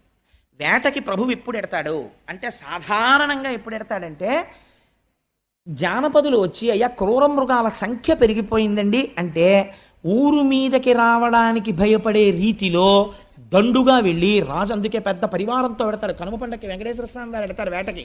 మనం మేము చూసాం, వెళ్ళిన వాళ్ళం. అలా ఆ వేటకి వెళ్ళి కొన్ని క్రూర మృగాల్ని వేటాడతాడు. అలా వెళ్ళాలి, అంతేకాని ఆ జంతువుల్ని చంపడం సరదాగా వెళ్ళకూడదు. అలాంటి ఆలోచన పుట్టింది, చంపుదాం అని. ఇప్పుడు ఏం చేశాడు? వేటకెళ్ళాడు. ఇప్పుడు ఏమైంది? ఇంకో స్థానంలోకి వెళ్ళాడు, జీవహింసలోకి. నిష్కారణ క్రౌర్యం ప్రవేశించింది. బయలుదేరి వేటకెళ్ళాడు. వేటకెళ్ళిన వాడు ఏం చేశాడు? వేటాడాడు వేటాడాడు వేటాడాడు వేటాడాడు కాబట్టి ఆయనకి ఆకలేసింది, దప్పిక కలిగింది. ఆకలి దప్పిక కలిగితే ఎక్కడికి వెళ్ళాలి? ఎక్కడికి వెళ్ళాలో అక్కడికి వెళ్ళాలి. నాకు బాగా ఆకలేసింది అనుకోండి, కనీసంలో కనీసం ఈ ఊళ్ళో మనకు ఎవరు తెలియరా అనుకుంటే ఏం చేయాలి? హోటల్కి వెళ్ళి అయ్యా ఏమున్నాయండి అని అడిగో, ఇడ్లీయో మసాలా దోశ ఏదో అడగాలి. అంతేగాని ఓ వెల్డింగ్ షాప్కి వెళ్ళి తినడానికి ఏమైనా ఉన్నాయండి అన్న నోరు తెరిచి పెడతానంటే ఆర్క్ వెల్డింగ్ రాదు. బుద్ధి ఉందే? ఇప్పుడు ఇక్కడికి వచ్చి ఏమైనా తినడానికి ఉన్నాయా అంటే ఏంటి? ఏదో ఎదురుకుండా హోటల్కి పోయి ఏమైనా ఉంటాయంటారు. ఎక్కడ ఏది దొరుకుతుందో అక్కడికి వెళ్ళాలి. ఆ మాత్రం బుద్ధి లేకపోవడం అంటే ఏమిటంటే, బుద్ధి భ్రంశమవుతోంది పరీక్షిత్తుకి. లేకపోతే ఆకలేసిన వాడు, నీరు కావలసిన వాడు మహర్షాశ్రమానికి పోవడం ఏమిటి? అక్కడ ఆయన ఏం తపస్సు చేసుకుపోని వెళ్ళాడు. ఆల్రెడీ ఏమోనండి కొంచెం నీళ్లు దొరుకుతాయేమో అని వెళ్ళాడండి. ఎవరిని అడగాలండి? మంచినీళ్ళు దాహం వేస్తే అక్కడ ఎవరన్నా కాస్త తిరుగుతుంటే, ఆ ఆశ్రమంలో ఎక్కడన్నా కుటీరాల్లో ఉన్నవాళ్ళు ఉంటే, అమ్మ కాసిన నీళ్లు పోయిండమ్మా దాహం వేస్తోందని అడగాలి. ఎవరి దగ్గరికి వెళ్ళి నించున్నాడో తెలుసా అండి? ఆ నీళ్లు కావాలని అంటే అహంకారము వచ్చినది. ఎవరి దగ్గరికి వెళ్ళాడు అంటే, ఎంత గొప్ప వర్ణన చేశారో తెలుసా అండి వ్యాసుల వారు? ఎగ్జాక్ట్ ట్రాన్స్లేషన్ చేశారంతే పోతన గారు. పలికెడిది భగవతమట పలికించు విభుండు రామభద్రుండట, మీలిత నేత్రుడై మెలగుట చాలించి బాహ్యమున జడిలేక శాంతుడగుచు. ఆయన శమీక మహర్షి. ఎటువంటి స్థితిలో ఉన్నాడు? మెలగుట చాలించి, కదలిక లేదు మెదలిక లేదు, స్థాణు అయిపోయి ఉన్నాడు. స్థాణు అయిపోయి ఉండడం అంటే ఏమిటి? మీరు ఇప్పుడు ఒక్క విషయం, ఇప్పుడు ఈ మాటల్ని చాలా క్లీశంతో చాలా గహనమైనటువంటి వర్ణన చేస్తారు. నేను తరచూ ఒక మాట చెప్తూ ఉంటాను.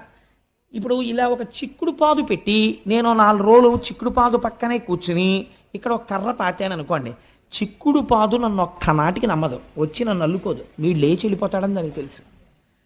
చిక్కుడు పాదు కర్రను అల్లుకుంటుంది. వెళ్ళి ఎందుకు అల్లుకుంటుందో తెలుసా అంటే, అది కదలదనేది పసిగడుతుంది. శంకరాచార్యులు వారు చోట చెప్తారు, కర్ణే యదాహ విరచయంతి ఖగాశ్చ నీడాస్ శ్రీశైలస శృంగ కుహరేషు కదోపలప్స్యే గాత్రం యదామలతాహ పరివేషయంతి అంటారు. ధ్యానమునందు తపస్సునందు చాలా మగ్నుడైపోయి బ్రహ్మమునందు రమిస్తున్నాడని గుర్తేమిటంటే, కదలిక లేక కర్ర నిలబడిపోయినట్టు స్థాణువై ఉండిపోతాడు.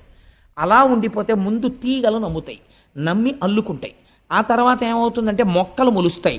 ఆ తర్వాత ఏవి నమ్ముతాయంటే, ఇది కదలదని పక్షులు నమ్ముతాయి, వచ్చి చెవుల్లో పుల్లలు ఎడతాయి, పుల్లలు పెట్టి గూళ్ళు కడతాయి. కర్ణే యదాహ విరచయంతి ఖగాశ్చ నీడాస్. అందుకే మన వాళ్ళు, ఆయన తపస్సు చేశాడు, ఒంటి మీద పుట్టలు పెట్టేశాయి, పుట్టల్లో పాములు చేరిపోయాయి, మొక్కలు మొలిచిపోయాయి, అప్పుడు ఈశ్వరుడు ప్రత్యక్షమయ్యాడు. ఇవన్నీ హఠాత్తుగా ఊడిపోతాయండి. అంటే అంతటి ధ్యానమగ్నుడయ్యాడని గుర్తు. మెలగుట చాలించి మీలితనేత్రుడై శాంతుడై కూర్చుండి జడతలేక. అలా కూర్చుని ధ్యానమగ్నుడై ఏమాత్రం కదలిక లేదు. ప్రాణ మనోబుద్ధి పంచేంద్రియంబుల బహిరంగ వీధుల బరగనీక. ఎంత గొప్ప మాటలో చూడండి. ప్రాణము నియంత్రించాడు ప్రాణాయామము చేత. అందుచేత అనడు కుంభకం పూరించి ఆప్ చేసేసాడు వాయువుని, అలా నిలబడిపోయాడు అంతే. కాబట్టి ఇప్పుడు వక్షస్థలం ఇలా ఇలా ఇలా ఇలా కదలదు, అలా ఉండిపోయి ఉన్నాడు. ప్రాణము ఊపిరి మీద ఏది ఆధారపడుతుంది? మనస్సు ఆధారపడుతుంది. అందుకని మనస్సు కదలటం లేదు, అలా ఉండిపోయింది. మనస్సు కదలదు, బుద్ధి కదలటం లేదు. బుద్ధి కదలటం లేదు, ఇంద్రియాలు కదలటం లేదు. బయట విషయాన్ని కన్ను చూడదు, చెవులు వినపడవు, స్పర్శేంద్రియానికి తెలియదు. అందుకని అలా ఉండిపోయాడు. స్థాణువై ఏం చేస్తున్నాడు మరి? ఇవన్నీ ఆగిపోయాయి. మరి ఆయన ఏమి చూస్తున్నట్లు అంటే జాగ్రత్తాది అవస్థాత్రయము దాటి బ్రహ్మమునందు రమించుచుండే. జాగ్రత్త మొదలైనటువంటి 3 అవస్థలని దాటిపోయి ఆయన జాగ్రత్త లేదు, స్వప్నము లేదు, సుషుప్తి లేదు, 4వది తురీయమనేటటువంటి స్థాయికి చేరిపోయి తాను సాక్షాత్తు ఆత్మగా సాక్షీభూతుడై శరీరాన్ని చూస్తూ బ్రహ్మముగా నిలబడిపోయి ఉన్నాడు. ఇప్పుడు అలా ఉన్నవాడు ఎలా ఉన్నాడు అంటే బ్రహ్మభూతత్వ సంప్రాప్య విక్రియుండయి అతి దీర్ఘ జటలు తన్నావరింప. అలా కూర్చుని ఉండిపోతే బ్రహ్మముతో రమించి నిలబడగా వెంట్రుకలు మాత్రం పెరిగిపోతున్నాయి, గోళ్లు పెరిగిపోతున్నాయి. అవి జటలు కట్టేసి కేశ సంస్కారము లేక వ్రేలాడుతున్నాయి. రురు మృగచర్మమును దాల్చి అలరుచున్న తపసి పొడగని తాళిత శోషిత తాళుడగుచు. ఎంత చిత్రం జరిగింది. ఒక కృష్ణ జింక యొక్క మృగాన్ని కట్టుకొని అలా కూర్చుని ఉండిపోయాడు, వస్త్రం కూడా లేదు. అటువంటి శమీక మహర్షి దగ్గరికి వెళ్ళాడు. ఎవరు? ఈ శోషిత తాళుడగుటు, దాహం కోసం ఆర్తి పొందినటువంటి పరీక్షిత్. ఎలా అంటే మౌన భాషల డగ్గరి మనుజ విభుడు. వెళ్ళి ఎలా నిలబడ్డాడు అంటే నీటి కోసం కాదు, మౌన భాషల దగ్గరి మనుజ విభుడు. ఇప్పుడు దేనికోసం వెళ్ళాడు? నీటి కోసం వెళ్ళాడన్నది ప్రధానం. కానీ లోపల ఒక మౌన భాష బయలుదేరింది. ఏమిటది అంటే ఇప్పుడు పరీక్షిత్ తానెవరో మరిచిపోయాడు, బుద్ధి భ్రంశమైపోయింది. ఇట్లాంటి బ్రహ్మమునందు రమిస్తున్నటువంటి తాపసిని చూసి నిశ్శబ్దముగా తాను వెళ్ళిపోవాలా? నేను మహారాజునొస్తే లేచి నిలబడడా, నాకు నమస్కరించడా, నాకు ఆసనం చూపించడా, మహారాజా ఎందుకు వచ్చావని నన్ను అడగడా? ఎంత అహంకారం రా ఈ తపస్వికి అనుకున్నాడు. అంటే ఇప్పుడు ఏమైంది? ఇంత పరీక్షిత్, ఇంత గొప్పవాడు, తెల్లవారి లేస్తే బ్రాహ్మణులకు నమస్కారం చేసేవాడు, అన్నీ తెలుసున్నవాడు, అన్నిటినీ మరిచిపోయాడు. బుద్ధి భ్రంశమైపోయింది కలి యొక్క ప్రవేశము వలన. దీనివల్ల ఏమైపోయింది? ఆగ్రహం పుట్టింది. యుక్తాయుక్త విచక్షణను కోల్పోయాడు. ఇందాక మీకు చెప్పాను కదా, ఒక స్థానంలోంచి ఒక స్థానంలోకి వెళ్ళిపోతున్నాడు. ఎంత వేగంగా జారిపోతున్నాడో చూడండి పరీక్షిత్. ఎలా అవమానించాలి ఇన్ని అనుకున్నాడు. అక్కడ చచ్చిపోయి పడున్న పామున్నది. మీరు ఒకటి గుర్తుపెట్టుకోండి, చచ్చిపోయిన పామైనా బతికున్న పామైనా అక్కడ పాము కనపడింది అనుకోండి ఉలిక్కి పడతాం. శమీక మహర్షికి తెలియదు అక్కడ చచ్చిపోయిన పాము ఉందని. అంటే ఆయన అంతగా బ్రహ్మమునందు రమిస్తున్నాడు. పరీక్షిత్ కనపడుతోంది చచ్చిపోయిన పాము. చచ్చిపోయిన పామైనా మెళ్ళో వేసేటప్పటికి చల్లగా తగులుతుంది. తగలగానే ఏమిటిది అని చూసుకునేటప్పటికి పాము, అయ్య బాబాయ్ పాము, అయ్య బాబా పాము అని అరుస్తాడు. అప్పుడు వీడిని గేలి చెయ్యొచ్చు అనుకున్నాడు. ఇప్పుడు ఏమైంది? మౌన భాషల దగ్గరి మనుజ విభుడు. వికృతాతి వికృతమైన ఆలోచనలు లోపల పెరిగిపోతున్నాయి ఇంకా రకరకాలుగా. ఇప్పుడు ఏం చేశాడు? ఆ ధనస్సు యొక్క చివరి భాగంతో మృత సర్పాన్ని పైకెత్తాడు. ఒక ప్రభువు ధర్మరాజు యొక్క మనవడు అభిమన్యుడి కొడుకు చెయ్యవలసిన పనా అంటే ఇప్పుడు ఏమైపోతోంది? పరమ భయంకరమైన సన్నివేశము జరుగుతోంది ప్రపంచంలో. ఆ మృత సర్పాన్ని పైకెత్తాడు. ఎత్తి ఎవరి మీద వేశాడు? శమీక మహర్షి మెడలో వేశాడు. ఆయనకి చల్లగా పాము తెలిసిందా? తెలియలేదు. కాబట్టి ఏమిటి నిర్ధారణ? ఆయన తపస్వి అయి ఉన్నారు. తపస్వి అయి ఉన్నవాడిలోకి వెళ్ళగలిగాడా కలి? వెళ్ళలేకపోయాడు. ఆయనలోకి వెళ్ళి దేంటి గభాలను ఆయన నీళ్లు తీసి పరీక్షిత్తులు శపించేటట్టు చెయ్యొచ్చుగా. వెళ్ళలేకపోయాడు. ఎందుకు వెళ్ళలేకపోయాడు? ఇంద్రియములు, మనస్సు ఈశ్వరుణ్ణి పట్టి ఉన్నాయి. అలా పట్టి ఉన్న చోటికి కలి వెళ్ళలేకపోయాడు. ఎక్కడికి వెళ్ళగలిగాడు? ఒక్క స్థానానికి ఆశ్రయం ఇచ్చినా వెళ్ళిపోయి మొత్తం నాశనం చేయగలిగాడు. ఇది మీకు అక్కడ ఉన్న సన్నివేశం. ఇప్పుడు మీరు ఏది పట్టుకోవాలి? భాగవతం చెప్పేస్తోంది, అమ్మ బాబోయ్ అంత ప్రమాదకరమైన వ్యక్తికి నాలో చోటు ఇవ్వను. కాబట్టి నువ్వు ఏది పట్టుకోవాలి? శమీకుడు ఏది పట్టుకున్నాడో నువ్వు అది పట్టుకోవాలి. శమీకుడు ఏది పట్టుకున్నాడు? ఈశ్వర పాదములు పట్టుకున్నాడు. నువ్వు కూడా అది పట్టుకో. ఆ స్పర్శ నీకున్నంత కాలం కలి నీలోకి రాలేడు. ఇది భాగవతం చెప్తున్న తీర్పు. అందుకని ఈ సన్నివేశాన్ని వ్యాసుల వారు, పోతన గారు తీసుకొస్తున్నారు. ఇప్పుడు ఏం చేశాడు? పావుని వేసేశాడు. పావుని వేసేస్తే ఆయన ఏమైనా ఉలిక్కి పడ్డాడండి? ఉలిక్కి పడలేదు. కానీ తను సంతోషపడిపోయాడు. నాకు నీళ్ళు ఇవ్వలేదు చూసావా, చచ్చిన పావుని వాడి మెళ్ళో వేశాను. మీరు ఒక్క మాట వినండి, నేను ఒక యథార్థమైన విషయం ప్రస్తావన చేస్తాను. నేను నిద్రపోతున్నాను. నిద్రపోతుంటే మీరు వచ్చారు, నువ్వు అలాంటి వాడివి, నువ్వు ఇలాంటి వాడివి, నువ్వు అటువంటి ధూర్తుడివి అని నన్ను 50 తిట్లు తిట్టేశారు. తిట్టేసి మీరు వెళ్ళిపోయారు. వెళ్ళిపోయిన తర్వాత నేను నిద్రలేచాను. నిద్రలేచి మామూలుగా మొహం గడిగేసుకుని చాలా సంతోషంగా భాగవతం సాయంకాలం ఉపన్యాసం చెప్పాలి అని చెప్పి విర్రిక్కిపోతున్నాను. మా ఆవిడంది, ఏ నీ బుర్రకాయ ఉపన్యాసం 50 తిట్లు తిట్టాడు ఆయన వచ్చి అన్నాడు. ఎప్పుడు తిట్టాడన్నాను. ఆ తిట్లు తిట్టినప్పుడు నాకేమైనా వికారం కలుగుతుందండి? ఏ వికారం కలగదు. ఎందుకని? నా మనస్సు పుచ్చుకునే స్థితిలో లేదు, సుషుప్తిలో ఆత్మతో రమించిపోయింది. మీరు తిట్టినా నాకెక్కదు. ఎందుకంటే చెవి పుచ్చుకోదు. ఉంది కానీ చెవి పుచ్చుకోదు. మాట వెళ్ళదా? వెడుతుంది, కర్ణభేరికి తగులుతుంది, కానీ మనస్సులోకి వెళ్ళదు. మనస్సు పుచ్చుకోలేదు, రియాక్షన్ లేదు. రియాక్షన్ లేదు, నేను ప్రశాంతంగా ఉన్నాను. రియాక్షన్ లేని స్థితి ఎప్పుడు? ఈశ్వర పాదములను పట్టుకుని ఉన్నప్పుడు మనసు రియాక్ట్ అవ్వదు. ఎందుకని? ఈశ్వరుడిలోనన్నా కలవాలి, లేకపోతే బడలిక చేత సుషుప్తిలోనన్నా ఆత్మలోకి వెళ్ళిపోయి ఉండాలి. ఆయన ప్రయత్నపూర్వకంగా ఈశ్వర పాదములు పట్టుకుని ఉన్నాడు, కలి వెళ్ళలేదు. ఇప్పుడు ఏం చేశాడు? తను సంతోషపడిపోతున్నాడు, నేను పావుని వేశానని. అవతల వాడికి పాము వేయడం వల్ల అవమానం ఏం లేదు, ఆయన బాధపడితే కదా. తను సంతోషపడిపోతున్నాడు, ఇదో క్రౌర్యం. అవతలవాడు బాధ పడకపోయినా నేను గొప్ప పని చేసేసాను లేని సంతోషపడిపోతున్నాడు. ఎంత అసహ్యకరమైన పని అది. సంతోషపడిపోయి ఇంటికి వెళ్ళిపోయాడు. ఇంటికి వెళ్ళిపోయి అంతఃపురంలోకి వెళ్ళి కిరీటం తీసి పక్కన పెట్టాడు. బుద్ధిలోకి ప్రవేశించడానికి కిరీటంలోంచే కదండి వెళ్ళిపోతాడు. పక్కన పెట్టగానే అనుమానం వచ్చింది. ఏమిట్రా, దాహం వెయ్యడం ఏమిటి, నేను ఆయన ఆశ్రమానికి వెళ్ళడం ఏమిటి, ఆశ్రమానికి వెళ్ళిన వాడిని ఊరుకోకుండా ఆయన మెళ్ళలోకి తీసుకెళ్ళి చచ్చిపోయిన పావును వేయడం ఏమిటి? అయిపోయిందిరా, నా రాజ్యం అయిపోయింది, నా ధనం అయిపోయింది, నా భోగం అయిపోయింది, నా పరిపాలన అయిపోయింది. కాబట్టి నేను చెయ్యరాని దుష్కృత్యమును చేసేశాను. దీనికి అంతటికీ కారణం కలిపురుషుడు ప్రవేశించేశాడు. ఎంత తప్పు చేశాను అని పశ్చాత్తాపడిపోయాడు. అంటే ఆయన సహజ స్థితి అది కాదు, భ్రష్టుడైపోయాడు కలిపురుషుడి వలన. ఇప్పుడు ఇదెవరికి తెలిసింది?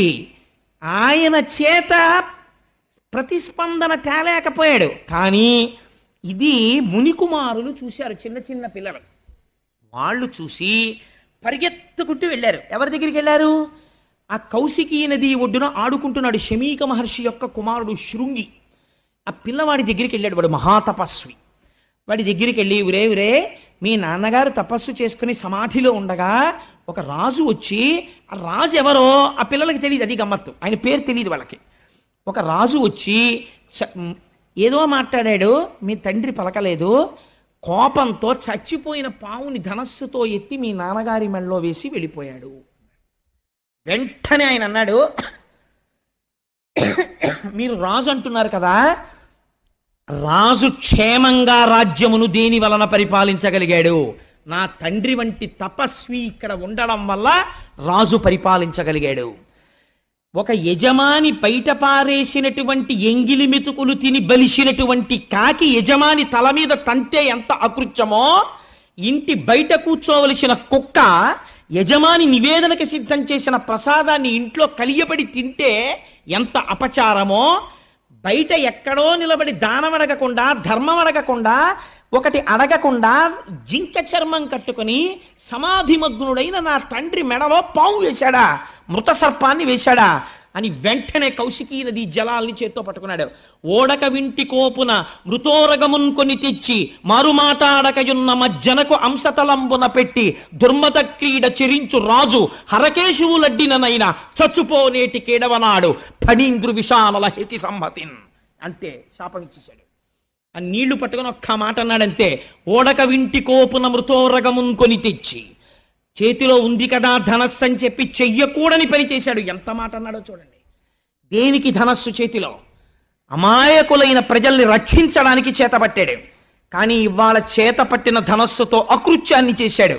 ఓడక వింటి కోపున మృతోరగమున్ కొని తెచ్చి మారుమాటాడకయున్న మజ్జనకు అంశతలంబున పెట్టి, కనీసం ఎదురు తిరిగి ఒక మాట మాట్లాడలేదే అవమానించాడనడానికి. సమాధిమగ్నుడైన మా తండ్రి యొక్క కంఠసీమనందు స్మృత సర్పాన్ని వేశాడా? అటువంటి రాజు ఎవడైనా అయ్యుండి ఉండవచ్చుగాక, హరకేశవులడ్డిననైనా వాడు ఈశ్వరుడే అడ్డని, శ్రీ మహావిష్ణువే అడ్డని చచ్చుబో 7వ నాడు, 7వ నాటికి చచ్చూరుకుంటాడంతే అని. ఎలా చచ్చిపోతాడు? పైగా తక్షక ఫణీంద్ర విషానల హితి సంహతిన్, తక్షకుడనేటటువంటి ఒక మహాసర్పము యొక్క కాటు వలన మరణించుగాక అని ఆ నీళ్లు విడిచిపెట్టేశాడు. విడిచిపెట్టేసి తిరిగి ఆశ్రమానికి వచ్చేశాడు. మీరు ఇవాళ నాతో కొద్దిగా సహకరించండి, శుకమహర్షిని ప్రవేశపెట్టి పూర్తి చేద్దాం. మహోత్కృష్టమైనటువంటి స్థితి. ఇవాళ శుకమహర్షి వస్తే మన జీవితం ధన్యమైపోతుంది. నేను శుకుల్ని ప్రవేశపెట్టాలని ప్రయత్నం చేస్తున్నాను. ఆశ్రమానికి వచ్చి ఏడుస్తున్నాడు తండ్రి ముందు పడి. తండ్రికి బాహ్యస్మృతి వచ్చింది.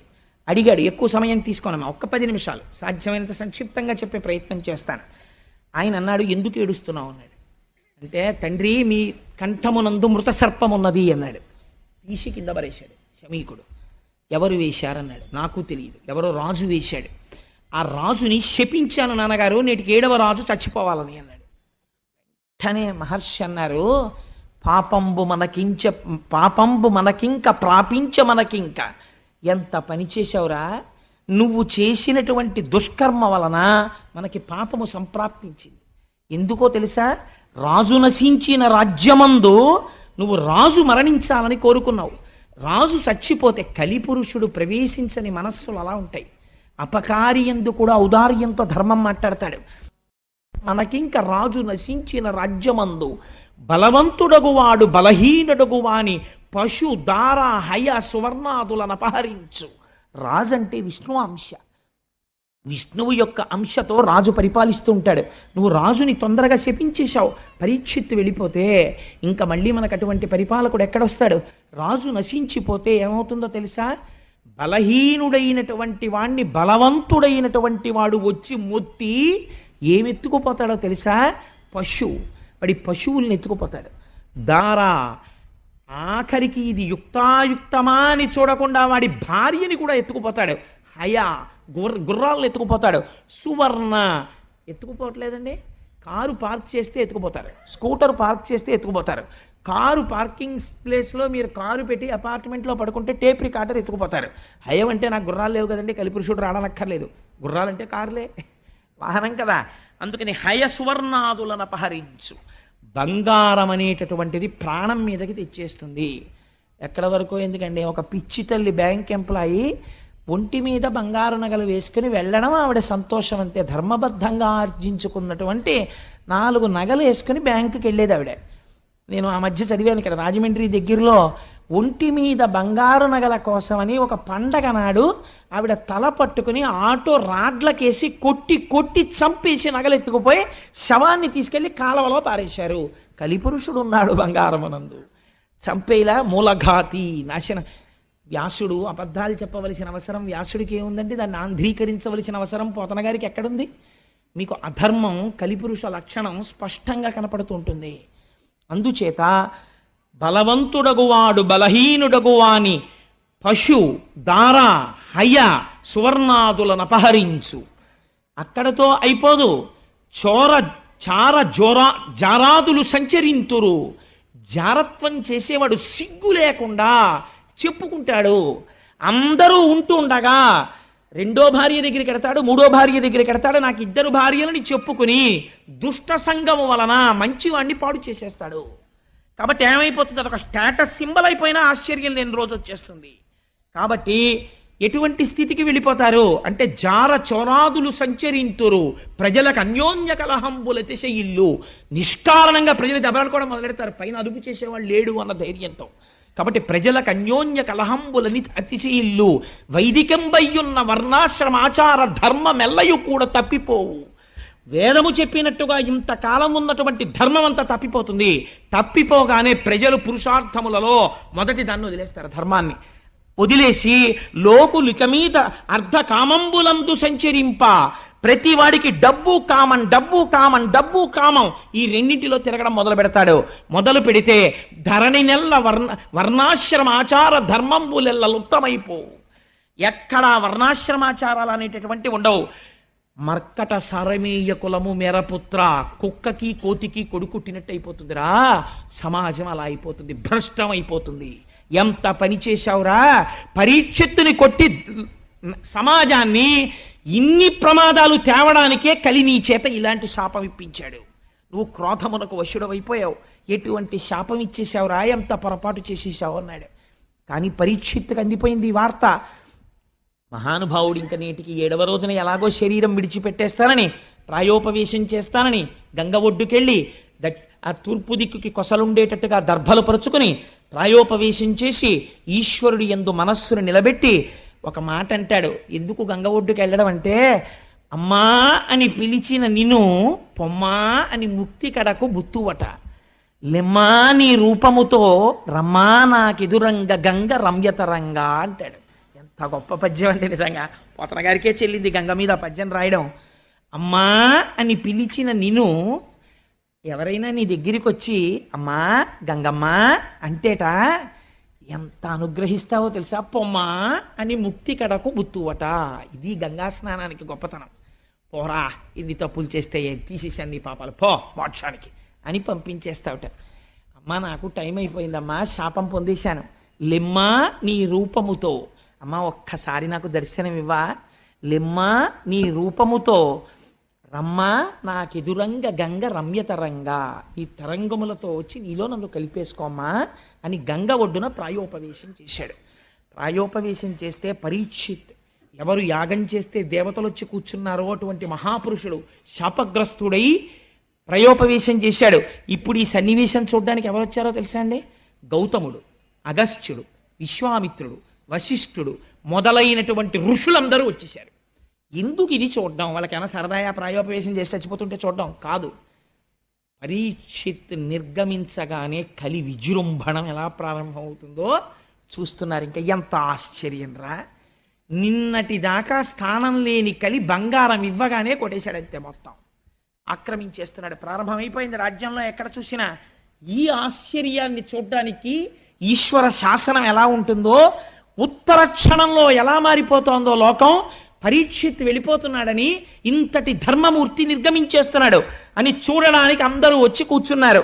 అందరినీ అడుగుతున్నాడు, ఏం చెయ్యని ఇంకా ఈ 7 రోజులు నేను ఏం చేస్తే మోక్షం పొందుతానని. ఆ ఆర్తి ఉన్నవాడు ఇంతటి పని చేసేసాడు. ఎంత చిత్రం చూడండి! ఇంత ధర్మం ఉన్నవాడు ఇంత అధర్మమైన పని చేసేయడమా? కలికి ఇంత అవకాశం ఇస్తే అంత ప్రమాదాన్ని తెచ్చేశాడు. ఇది వాళ్ళందరూ చూడ్డానికి వచ్చిన ఆశ్చర్యం. కాలోహి దురతిక్రమ, అతిక్రమించలేకపోతున్నారు. ఏమీ ఈ చిత్రం! ఇంతటి స్థితిలో కూడా ఈశ్వర పాదములు పట్టుకున్నవాడు మాత్రం చెక్కు చెదరట్లేదు. ఇది చూడ్డానికి వచ్చి వాళ్ళందరూ నిలబడ్డారు. నిలబడితే అక్కడికి ఒక ఆయన వచ్చాడు. 16 సంవత్సరముల వయస్సు, మంచి యవ్వనంలో ఉన్నాడు. నల్లటి జుత్తు, ముఖం మీద చిందరవందరగా పడిపోయింది. ఒక కౌపీనం పెట్టుకుని ఉన్నాడు. చుట్టూ చిన్నపిల్లలందరూ చేరారు. వాళ్లతో హాస్యం ఆడుతున్నాడు. ఏమీ మాట లేదు, మంతి లేదు. నవ్వుతూ సూర్యుడు దిగి భూమండలం మీద నడుస్తున్నాడా అన్నట్టుగా, ఒకరు పిలవకపోయినా ఆవు పాలు పితికిన కన్నా కూడా నిలబడనటువంటి శుకుడు తనంత తాను నడిచి వచ్చి నిలబడితే ఆయన తేజస్సు చూసి పొంగిపోయి, కృష్ణ భగవానుణ్ణి మా వంశమంతా అర్చించినందుకు నేను వెళ్ళిపోతున్న సమయంలో మార్గం చూపించడానికి నాకు గురువుని పంపాడు కృష్ణ పరమాత్మ అని పొంగిపోయి అర్ఘ్యపాద్యాదులనిచ్చి శుకుడి కాళ్ళ మీద పడితే కదిలి వెళ్ళిపోవడం అలవాటున్న శుకుడు కూర్చున్నాడు. 7 రోజులు నీకు చెప్తా, ఏమిటి నీ బాధ చెప్పన్నాడు. శుకబ్రహ్మ వచ్చి కూర్చున్నారు. చాలు, ఇక్కడ వరకు విన్నా. ఇవాళ ఈ శుకబ్రహ్మ ప్రవేశం వింటే భానువారం విశేషించి మాఘమాసం.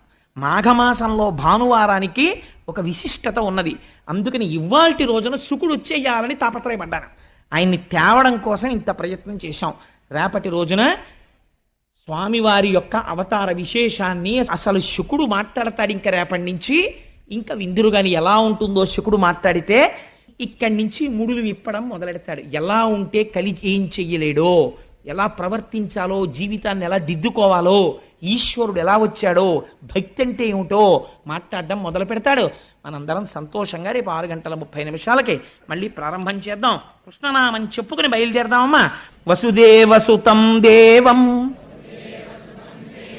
కంసచాణూరమర్దనం దేవకీ పరమానందం కృష్ణం వందే జగద్గురుం అతసీ పుష్పసంకాశం హారనూపురశోభితం రత్నకంకణకేయూరం